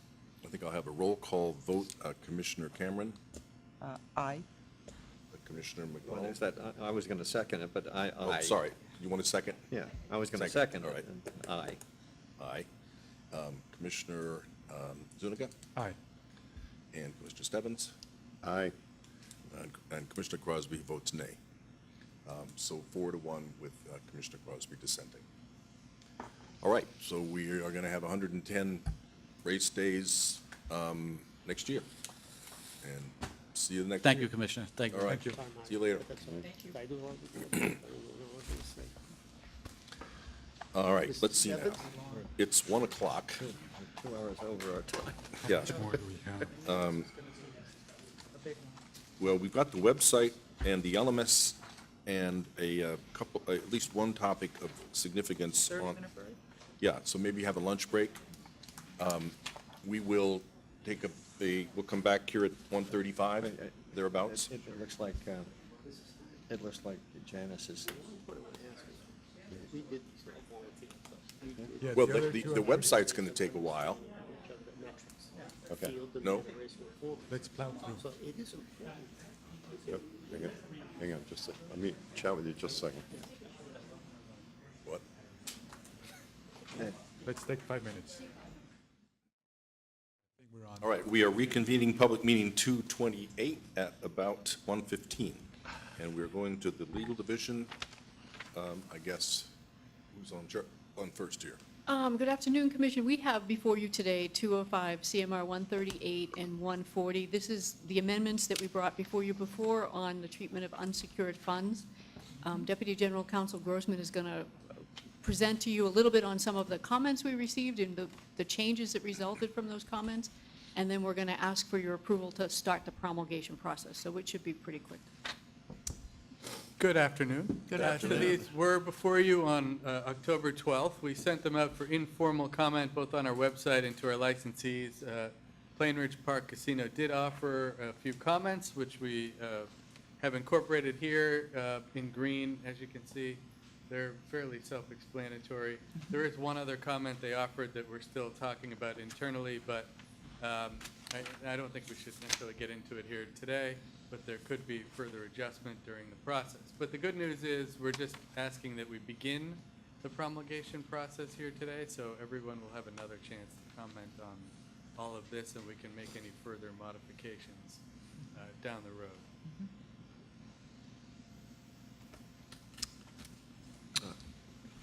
I'll make a motion. So with that, we only changed a couple of words here in green. There's nothing.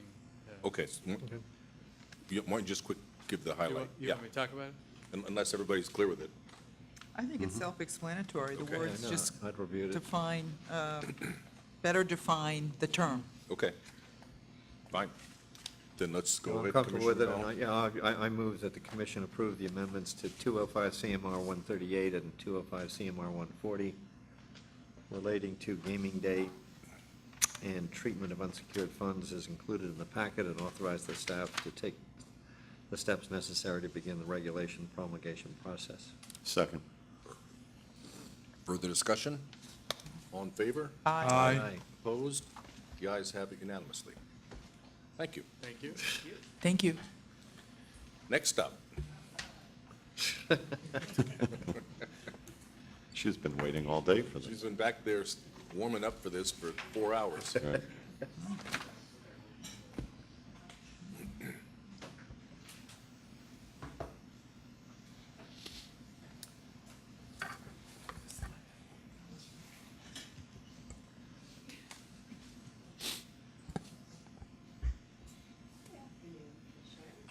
Good afternoon. Good afternoon. Oh, Amy, you gonna work the PowerPoint? I got it. Oh, you have it now? Okay, all right. Amy's handling the live stream right now. Okay. All right, well, hopefully this is just a fun, quick update on something interesting that we've been working on. We started this process, oh my goodness, probably about maybe 7 months ago now.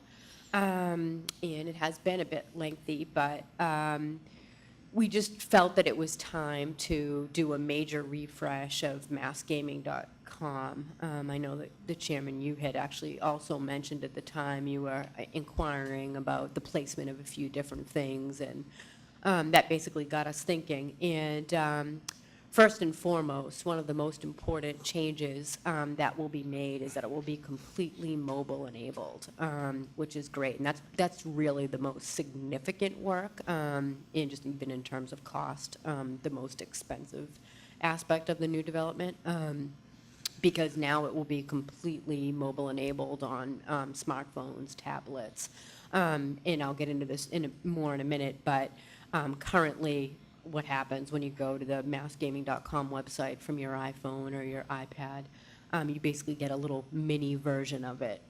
So you can, it's usable, but it's not all that efficient. Now it will be completely mobile adapted, so it'll be really nice. So without further ado, I'm going to take you quickly through the process. So we set out to do two things, which was essentially completely update the homepage of the website.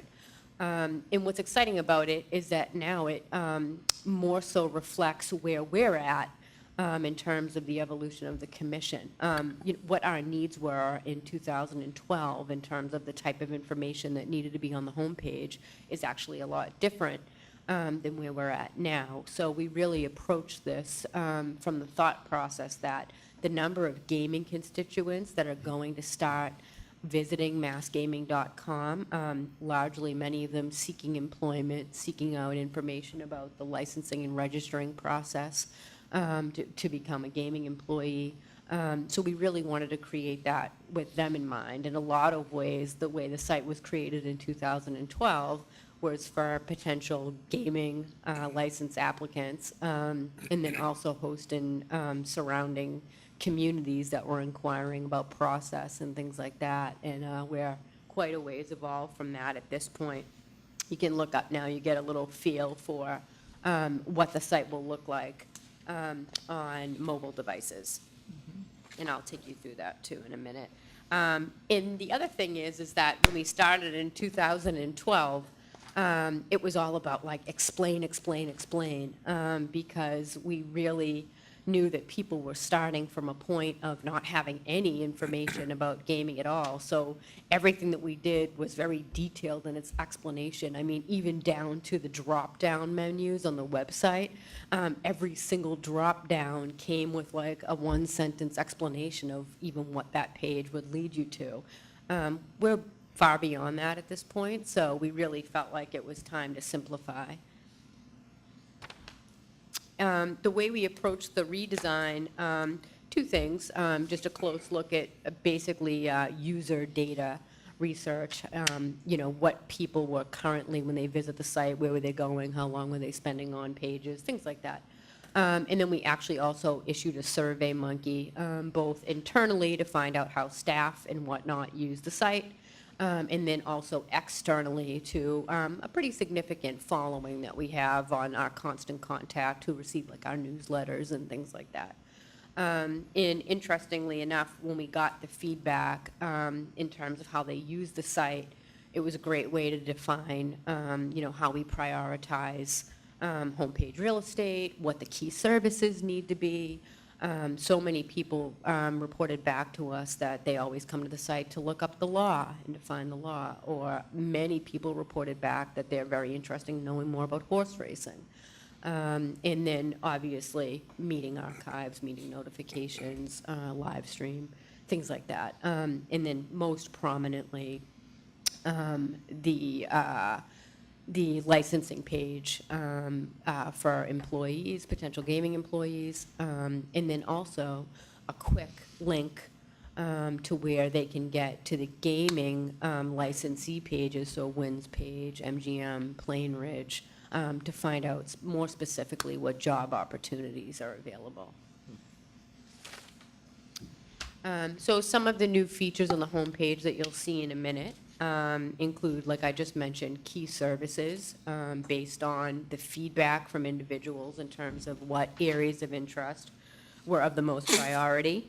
An area that we particularly really like, which is programs and initiatives, a special place for that, where we can highlight things like the Game Sense program, Play My Way, most importantly, Sigma, a quick homepage link to all of our important gaming research, and things like the Fair Deal program, for example. Another section that we added is called At a Glance. This is great because it's just sort of a fun, like, factoid section. So, for example, some of the numbers that were being given today about during Wynn Boston Harbor's quarterly report, like some of the really fascinating numbers about, the 1 million tons. Yeah, this is an area to be able to promote some of that. But it was also really created keeping all the different gaming research that we have coming out on a regular basis a really prominent place to feature some of those interesting numbers. And then also, and Paul will speak to this, we're excited about the fact that the new compatibility of massgaming.com will have the updated license management system, which is also very mobile-friendly. And now those two systems will be compatible. So that's pretty exciting for us. And it also includes some other new fun and interesting features. And this was Commissioner Zuniga's idea, which is creating some sort of digital timeline just on the whole process. It's really interesting, and we'll take you through that. But basically just hits on all of the key milestones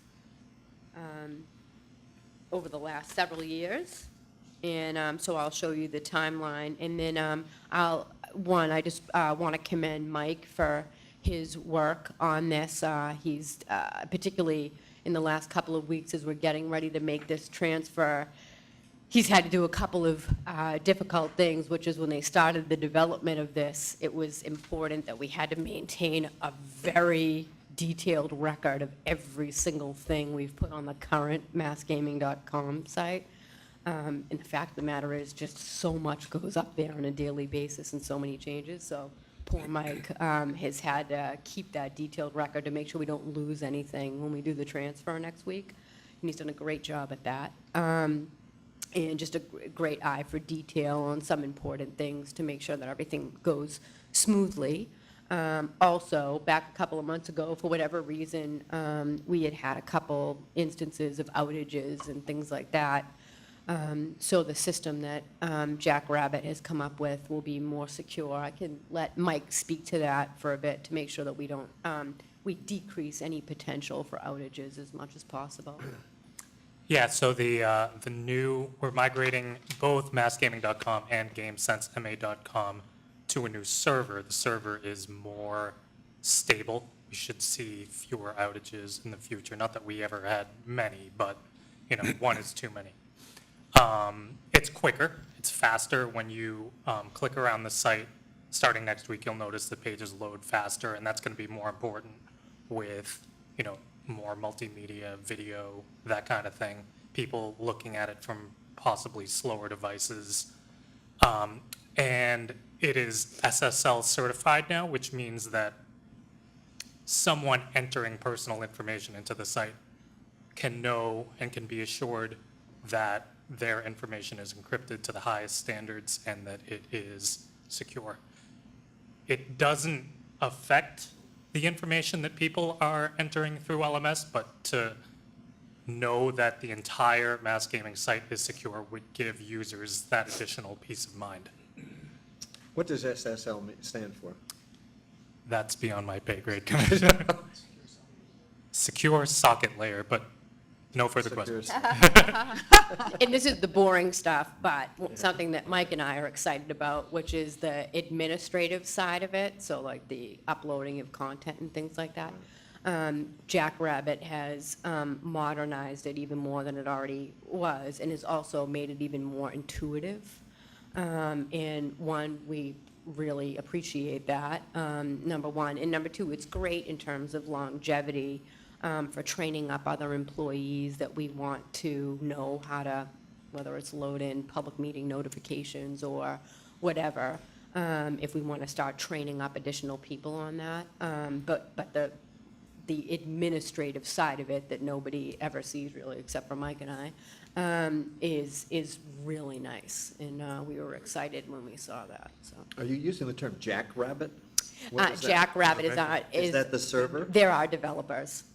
So they're Our vendor. our consultants, they're our vendor that, who actually created massgaming.com originally. And they've actually been a great partner to us over the years in terms of just, understanding what our needs are, and also being very highly responsive to us. But they actually did the development. Right. And I might add, very cost effective, because I remember that Yeah. procurement, and, they were, at the right at- price, Mr. Treasurer? compared to many others. Yeah.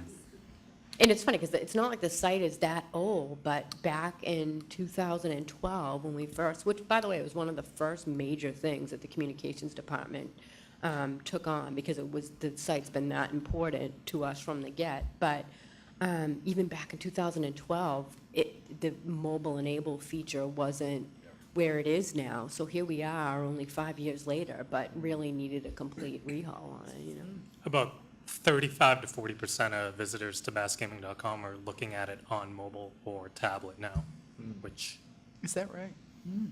right? Have the numbers gone up? Oh, yeah. So if we're going to just, Mike, if we can just give them a view, I'll quickly give you a view of the homepage. We look to do the stop the transfer on Monday. We don't anticipate any issues, but you never know. But we hope that it will be smooth.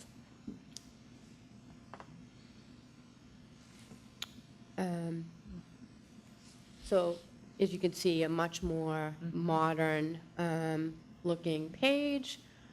Mike, if you could just scroll over the navigation bar so they can see the drop-down. See how much more simple the drop-down is now? Before it was like a huge box with explanations under everything. And then if you just keep scrolling down, here are all of the key services. As you can see, find a job, employee licensing, and again, this was all, revenue was always a very popular page. But simple iconography, really easy to use. Does Find a Job, I know I asked this before, does Find a Job get you not only to our jobs, but also to the licensees' jobs? It's to the licensees' jobs. is the Yeah, MGC jobs is actually up the very top. Oh, okay. It's a separate. Oh, okay, There is a link within Find a Job to our database. okay. Yeah, if you just keep scrolling down. These can change out too, based on, whatever the priority is at the time. We have a new news and announcement section that actually allows for graphics to be displayed, which we didn't have before. You'd have to click into the news and announcement to see the graphic, but we do so much graphic work, and Mike does a lot of great graphics, so we wanted to find a way to maximize the use of those more. Programs and initiative, this is one of my favorite sections. If you could just scroll over them. See, when you scroll over, they flip to give you a quick, and again, we can change all these out based on whatever, our new programs or initiatives are, or whatever our priorities are. Add more? You could add more. I mean, it's a bit of a design choice so that it doesn't get, So, but you can't have a second line, second layer. You could I squeeze think in. they would scroll across. It's just in terms of like how many sections you want to have but yeah, but we could add more. And again, these very easily change out. Upcoming events, you can click on it now and see the full calendar, but as you know, the current website has the full calendar. And we've gone to a bit more of a more efficient layout. So it'll highlight 2 at a time, but you can very easily hit view all and go to a full calendar. Here's the at a glance section, and it highlights again like gaming research. You can click on Win Boston Harbor, see some interesting factoids about Win. Again, these very easily change out. We can have whatever topics we want. And then similarly, you scroll down, you can see some of our Twitter activity, and there you are right there, and that's, oh, I thought that was from today, but it's actually not. But, because the one I saw, they're already pulling in our tweets, it's already working, but, yeah. But what's cool, yeah, see, look, it's already, I tweeted that earlier today when Wynn was giving their diversity update. But what's cool about this is that this also now allows for graphics, which we tweet a lot, and the prior format didn't allow for that. One thing we really didn't want to lose, if you keep scrolling down, is the stay updated section. This is how people sign up to get our newsletters and things like that. And there's still very much a regular interest in signing up to get news and updates, so we didn't want to lose that function. And then as you can see too at the very bottom, there's multiple places where you can do this, but there's always a lot of interest in trying to get to Plain Ridge and MGM and Wynn in their sites, so we just wanted to give quick and easy links to do that, because there's a lot of interest in that always. Elaine, is this the population that you earlier described that you reached out to get their advice on? That's right. And if you wanted to take them to the timeline page really quick, this is just, I said, a new interesting feature, and Commissioner Zuniga thought this would be a great idea too, particularly for new employees that come on board and kind of want to take a look. What's interesting about this is you can do it according to categories of interest. So whether you want to look up a horse racing timeline, or you want to look up a timeline only specific to Region A. And if you can just scroll down, Mike, and show them, yeah, see, so there you can see, you can click on anything. It's really interesting. The master fun. timeline. Yeah, master timeline, and we're still in the process of populating it, and this is one of those things that we'll always have to keep up to date. But it's an interesting feature, and like I said, Commissioner Zuniga had suggested that we do something like that, so that's something that, and it happened to coincide with the new design of the website, so it made sense to marry those things together. Keeping that, whose job is it to keep that up to date? Mike and I. Well, one of If it the isn't somebody's, it yeah, will be well, nobody's. one of the ideas about the timeline, and at least initially, but I love the way this looks because it needs to be, summarized, is to allow the network effect, others to start putting, others here internally, to start identifying important milestones and things like that. But we can work on that feature. Yeah, that would be great. We actually have a master Excel sheet that we're working from. Right. And we intend to we think that that's important to keep that up. That's great. So that we have. The pictures look great. Yeah, the clarity of the photographs is amazing. I gotta say, one of those updates appear to be a lot more white hair on some of the commissioners. Did you notice that? White or none. And we can easily change that out too, based on, No. I think Gail and I would like, I think Gail and I would like to be included. Can you airbrush? Can you airbrush? The one thing I think Elaine, the Communications Department, has done a good job is reflecting in the website the maturation of the commission in general. I think back when you all started, licensing meant something extremely different than it does now. Yeah, right, It was a yeah. macro thing, now it's a micro thing. Yeah. And this is a really good job at reflecting that. You've gone from the major licensing, and we're really moving towards operations and steady state, and they really did a really good job of reflecting that. The one thing I neglected to mention, you can see it up the top, and actually it's going to be red. For some reason, it's not red yet, but we have a breaking news alert up at the top. So if someone goes to the site and we have a live stream happening at that time, it'll say, that there's a live stream happening, or, sometimes in the winter, we have a closing, or, a technical issue with the phones or something like that, we can easily put up an alert just to let people know. Is there a part of the website where litigation developments, or the litigation record and pending cases? Legal is one of the categories on the timeline. Oh, okay. So, but it would be interesting we could add a legal page easily. We typically report, there's a section in the annual report, which is a short summary of the litigation matters, but Happens so often, there's so much going on all the time. It might be an interesting, at least to keep us up to speed. Yeah, but it's easy to update and easy to make changes, so we've been really happy Looks with, great. Looks fabulous. The great work. graphics are amazing. Look at Yeah. that.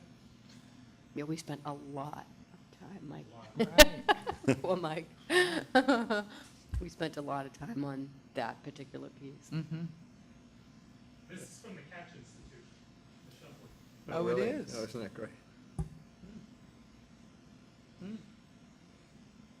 like watching that ball. It's from Eric's roulette class. So that's the new site, and like I said, we'll begin to make the transfer next week. Again, things can be easily updated, but I think that the layout's there in terms of that it will serve us very well moving forward. You had to wear glasses to get in on that picture. Oh, is that what it was? Throw 'em. Mine are There on you and go. off all day long. I was thinking I should have been like this since we went around the town. Yeah, Thanks, that's it's fabulous. terrific. Yeah, it looks Nice great. job. Thanks for all the Really work on Great that. job, Elaine. Great job, Congratulations, Michael. both of you. Yeah, great Yeah. job to both of you. great job. That's exciting. And now we'd like to pass it over to Paul, because like I said, what we're excited about is how compatible the new mass gaming and the new license management system Great. is, and Paul can explain that. Great, and as Elaine said, the website really is designed to, meet the needs of the people who are looking for information from us, and it really provides an excellent entryway for any applicant to find LMS. Just as a side note, for full disclosure, the prominent place of LMS on this is my second favorite piece of the website. The first is my hand at the Catch Institute. I'm the last person at the table, and I you just are. want to note I won big that day. Did you get a blackjack in that hand? Oh, I made a few $100s in fake money, Wow. which was, not typical of my normal performance. So again, this is, it's really kind of interesting, because I was just sitting here thinking, we're either a year exactly or a year and a few days from when we launched LMS internally. So to recap, we've been using LMS internally to process applications, or started with some applications now to all applications for a year. And it kind of was lost on me that we're literally on, I think, the 1-year anniversary of that.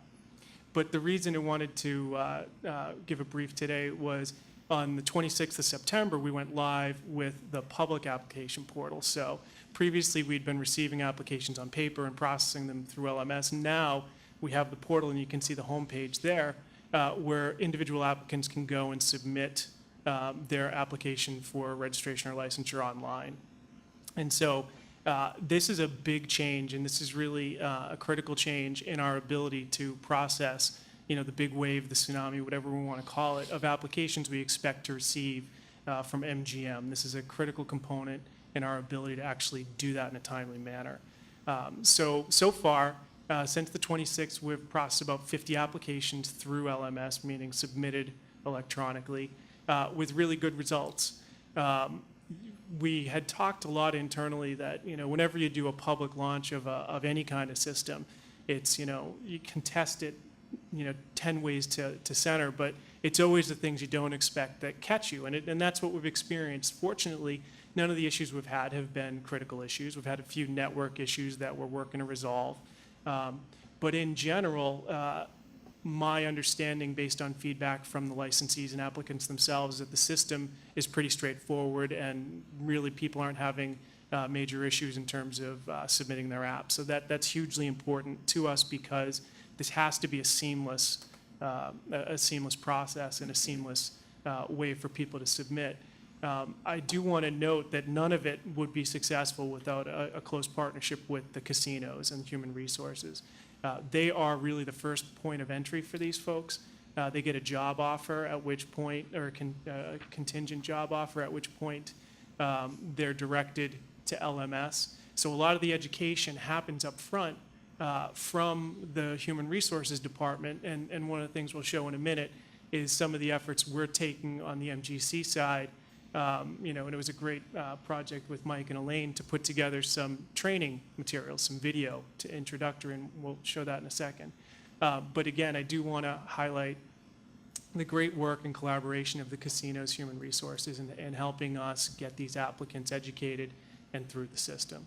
And Paul, to date, the applicant pool that you're describing that are using the system are comprised of what in general? Are these individuals, or are they more businesses that are looking to? That's a great question. So these are all individual applicants for licensure or registration to work at a casino. Okay. We're still processing the vendor applications on paper for a couple of reasons. One, the volume is highly manageable. The timelines are a little bit different as well. I was on my phone a little bit when Elaine was talking, not because I wasn't paying attention, but I was actually in LMS moving things forward, just kind of things that administratively I could move because tomorrow's, the observed holiday, wanted to get things done this afternoon. But to speak to the ability to access things in a mobile environment, was it 65% of people are accessing our site that way? It's the way everything's going, and it's been a great help to us in terms of keeping things efficient. So, while Elaine was speaking, you approved a couple of licenses? I moved a few along, and I signed them out so that my staff could actually work on them this afternoon before we go away for the weekend. With that, I wonder if we could pull up the video. And again, this was this video and LMS itself, I want to say, are works in progress in the sense that we're putting these out there and we're always looking for feedback to make sure that not only the message is direct, but also the messaging within LMS. Had the opportunity to sit down with Chairman Crosby the other day and go through it.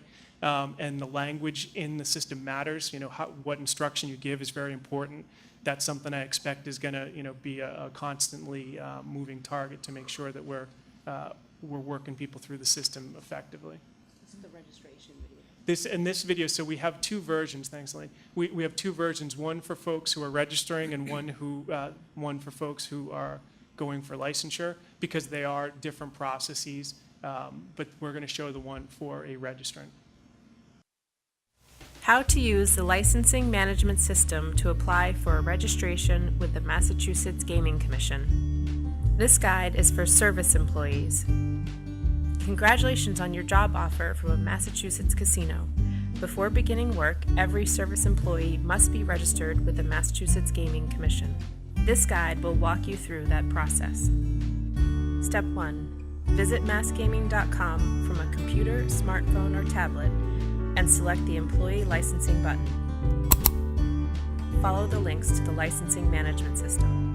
Select Create User Account. You will be asked to create a username and password and to submit an email address.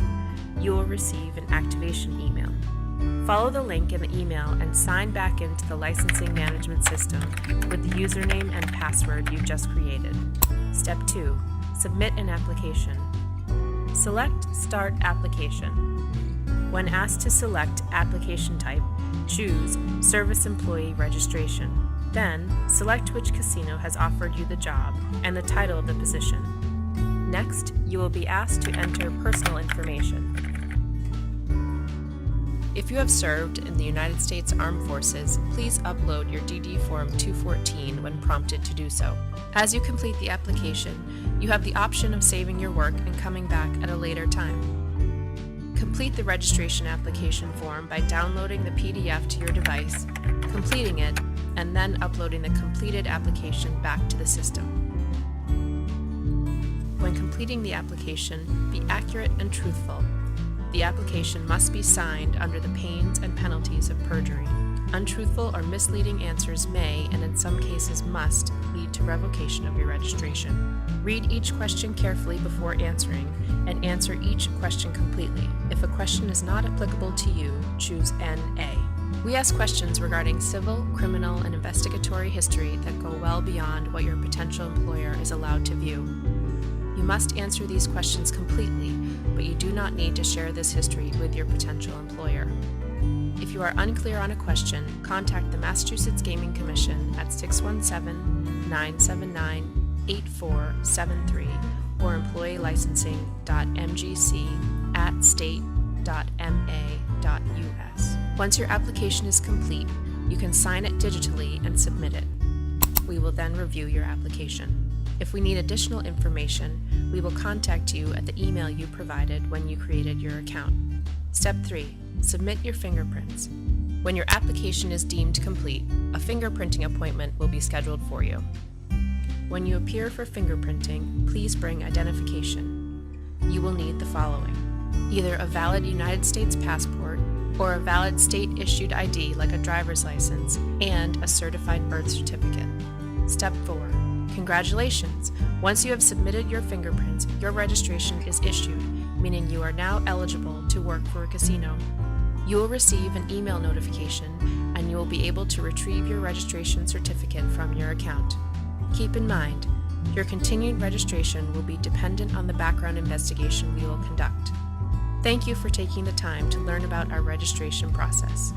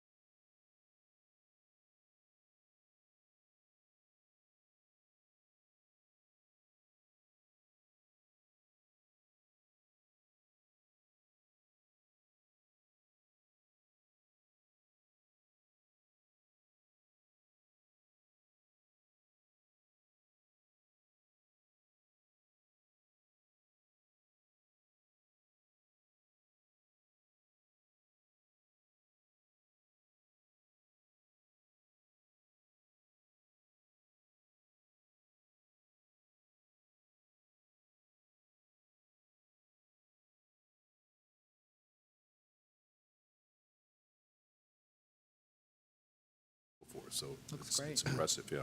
Paul, do you expect to have a kind of an internal help desk here for people to contact if they get stuck? So you're kind of looking at one of them right now. So I mean, that email and that phone number, everyone in my team can triage. And so part of the LMS, the public applicant portal, really, I think I've said, represents a shift in some of the focus of my team's business, where when you're taking things in on paper, I mean, just as you can imagine, it's a lot of, keeping track of intake as things come in and where is it and moving it along. When individuals are able to submit their applications online, the system takes care of a lot of duties that a person would have to normally log, right? So we've relieved the team of a lot of those burdens, which is exactly what you want to do with an online system. But what it does now is puts them more in direct contact with the applicant. When in a paper world, it was really kind of a one-to-one relationship where it was the MGC with HR, and then HR dealt with all of their applicants. When people come in individually, even though they do kind of come through a gateway at the casino level, we then interact with them directly. And with that means that my staff becomes more kind of customer service oriented and helps in terms of technical assistance. So they have been doing that already, even through these 40. And so it's a great opportunity now with the numbers being really manageable to build our understanding and our skill sets across the whole team. I said you're looking at one of them. To be honest, I really only very rarely jump in because I don't need to, because my team's is really well positioned to do that. But that's kind of one of the shifts in the workload we have, is now really dealing more with customer service than kind of processing, or the addition of customer service, I should say, because we'll always be doing processing and review. Right. Looks great. Sure does. Very impressive. Anything else, anybody? Thank you both, two tremendous. Thank you both. work. Yeah, Thank you. Great. All right, we are getting close. I think the last thing is commissioner updates. And there is a tab, I think, there. Are there, I do have one thing, is there, I'm sorry? There was something on sealing here. S-E-A-L-I-N-G. Record. Yes. Seal. Well, there's several things, yeah. I'll get to that. Did any other commissioner have any other update or yeah? I had just a couple, keeping Paul in mind. Paul, Jill, and I went out to Springfield last Friday, met with the MGM procurement team that was in from Las Vegas, talked about changes in licensing. We also had assembled with us members of our vendor advisory team. Great introduction of both their procurement folks, a number of great resource organizations in the Commonwealth to try to find local vendors to supply MGM when they open their doors. Good meeting. Also had good news that, exciting news, a young co-op student from Putnam High School has been working on site at the MGM construction site. This is kind of unheard of. I don't understand all the details, but it's not an easy process to make this happen. But, thanks to the carpenters local out there, and Jason Grant and Lisa Clausen, as well as the MGM contractors, to kind of make this happen. So there's somebody out there as a co-op student getting some work time on the MGM construction. Great. Wow. Terrific. Anybody else? Okay, one of the things that I got involved in when I was working on the Corey, the registration, the gaming service employee issue, was, as I mentioned, this group of community folks as well as local legislators who put their shoulder to the wheel and helped us get this thing done. One of them now, or several of them, but in the form of one, Representative Liz Malia from Jamaica Plain, Boston, has asked if we would be willing to weigh in support of some of the issues, not all of them, but some of the issues that they're supporting, 3 Corey reform issues that they're supporting in this big package, which you've read about in the paper that's going through the House. And I talked about this with Catherine, and she said this is something we could just discuss as a commissioner update. And if the sense of the group is that we could support one or more of these things, then I could take the the initiative and follow through on that, as I have on some other ones. So I think the second page is really the key one. The first page is just other jurisdictions. They're talking about the issue of reducing waiting periods to apply for sealing your records, sealing arrest convictions, and of resisting arrest convictions, sorry, the particular crime of resisting arrest convictions, and also adding this ability, if your record is sealed, to be able to say, I have no record, clarifying that. They all seem pretty, and they were presented to us not for, we would like to have your help in Corey reform, because that's not really our business. They would like to have us be supportive, if we are, as a further workforce development issue, that these are issues which their Representative Malia was saying would also make it easier for some of the people that we've talked about through our own discussion to get into the application process.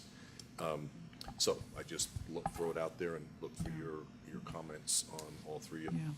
Mr. Chair, I have concerns doing this because, well, for one thing, only one stakeholder has weighed in, and they are supportive of two of the provisions. The Sheriff's Association, the DAs have not weighed in at all yet, which makes it difficult for me to understand the issues well enough to come out in support of this. Secondly, these are not specific to gaming. They may affect some of our work, but not necessarily. And I guess I'm just have concerns that maybe that's not our role as a regulator to I really think, and the legislature is debating this now, and I think they're more suited to understand the issues better, and B, kind of make the decisions in this area. So I just think as a gaming regulator, I just have concerns that we're wading into an area that's not ours. And secondly, I personally don't feel like I have enough information here to know what consequences are, unintended consequences. Certainly on the face of it, they look like really good recommendations, but without knowing more from stakeholders and just thinking about what our role is here, I just have some concerns. What is the timeline that they were looking for? Is this something we could come back and discuss, let's say, next week and understand some more of those? Yeah, we could. I mean, the legislation is in the process, and I think it's in, well, no, I guess it's passed both House and Senate at this point, right? No, the Senate has passed one, and the House is, the House is, They're going to go on recess. right. In the joint conference committee, so this is somewhat far down the pipe. Yeah, so I think we could, when this was originally presented to us, it hadn't yet passed the House, where Rep. Malia is from. It now, I believe, has passed the House, and so there's a conferencing committee that'll be coming. So yes, we could, if we wanted to pursue it, but wanted to get some more information about some of it, we could do that. I think I would. I mean, I have an opinion on at least one of them, but I'd much rather sort of understand, to your point, what may be other stakeholders' concerns or implication. Those who really work in this field, which. Well, I think number 3 could apply to gaming, because we ask a lot of questions, but indirectly at least, and I think the point is well taken. Maybe we can just think about it a little bit better and understand, get more background, and then weigh in, if anybody's comfortable, maybe. And when you say it's fairly far down the pike, do you mean that kind of the horse is out of the barn? Well, and I'm going to, let me tell you the basis of my knowledge, my state house.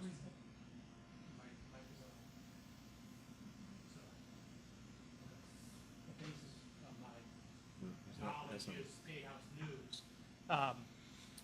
I know the Senate has absolutely passed their version of criminal justice reform. I think the House has, and I'm not, actually, I'm less sure on the House as I am on the Senate. They will then appoint a conference committee. So when I say it's fairly well, I mean, I guess I'm talking about the legislative process of the two branches establishing their positions will be negotiated in a conference committee.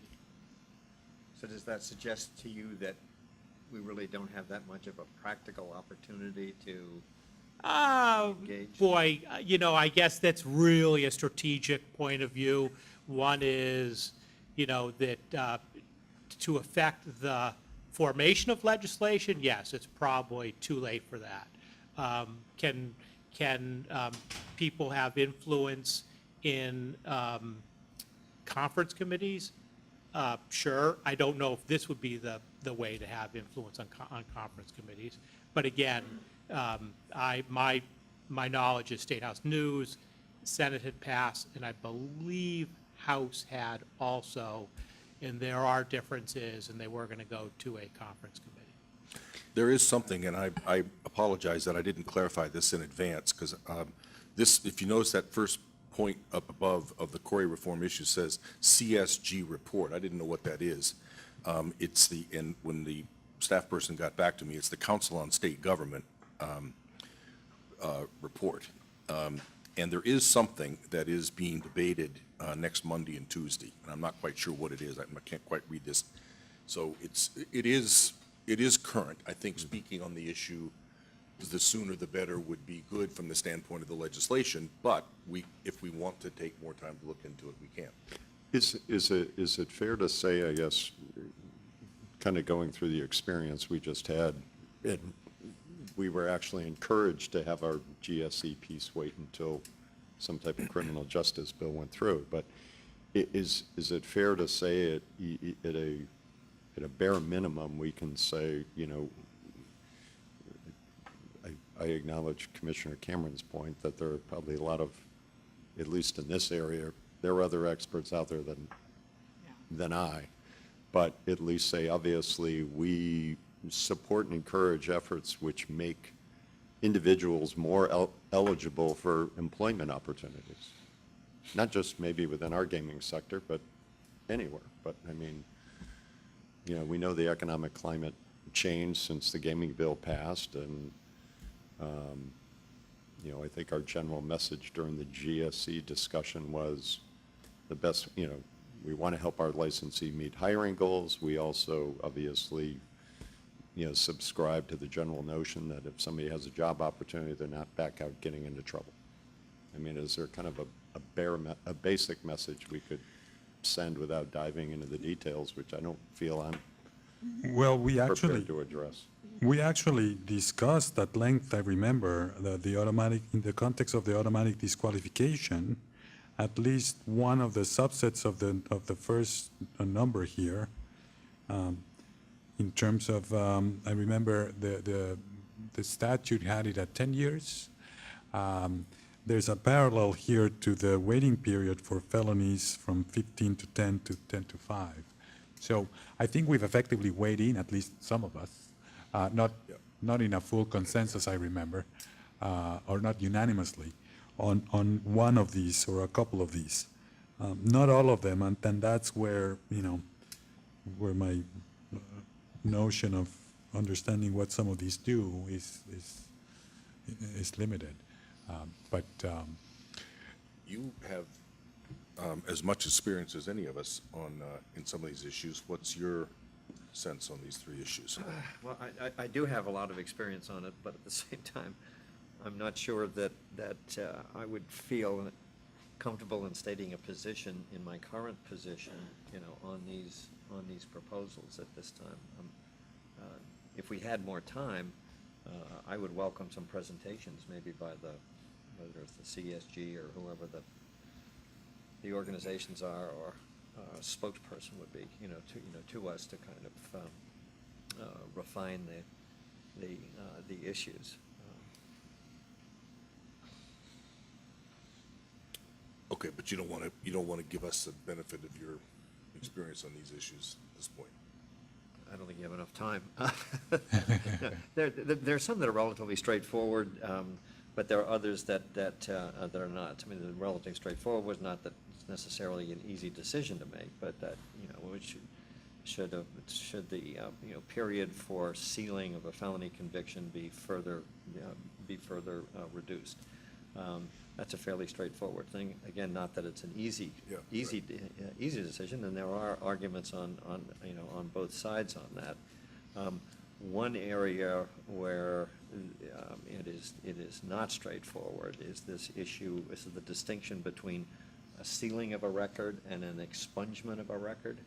And I think the current state of the law in Massachusetts right now is that there's no avenue for actual expungement. I think that maybe Ed, you know more about this than I do, but that I believe the SJC actually vacated a district court judge's expungement under very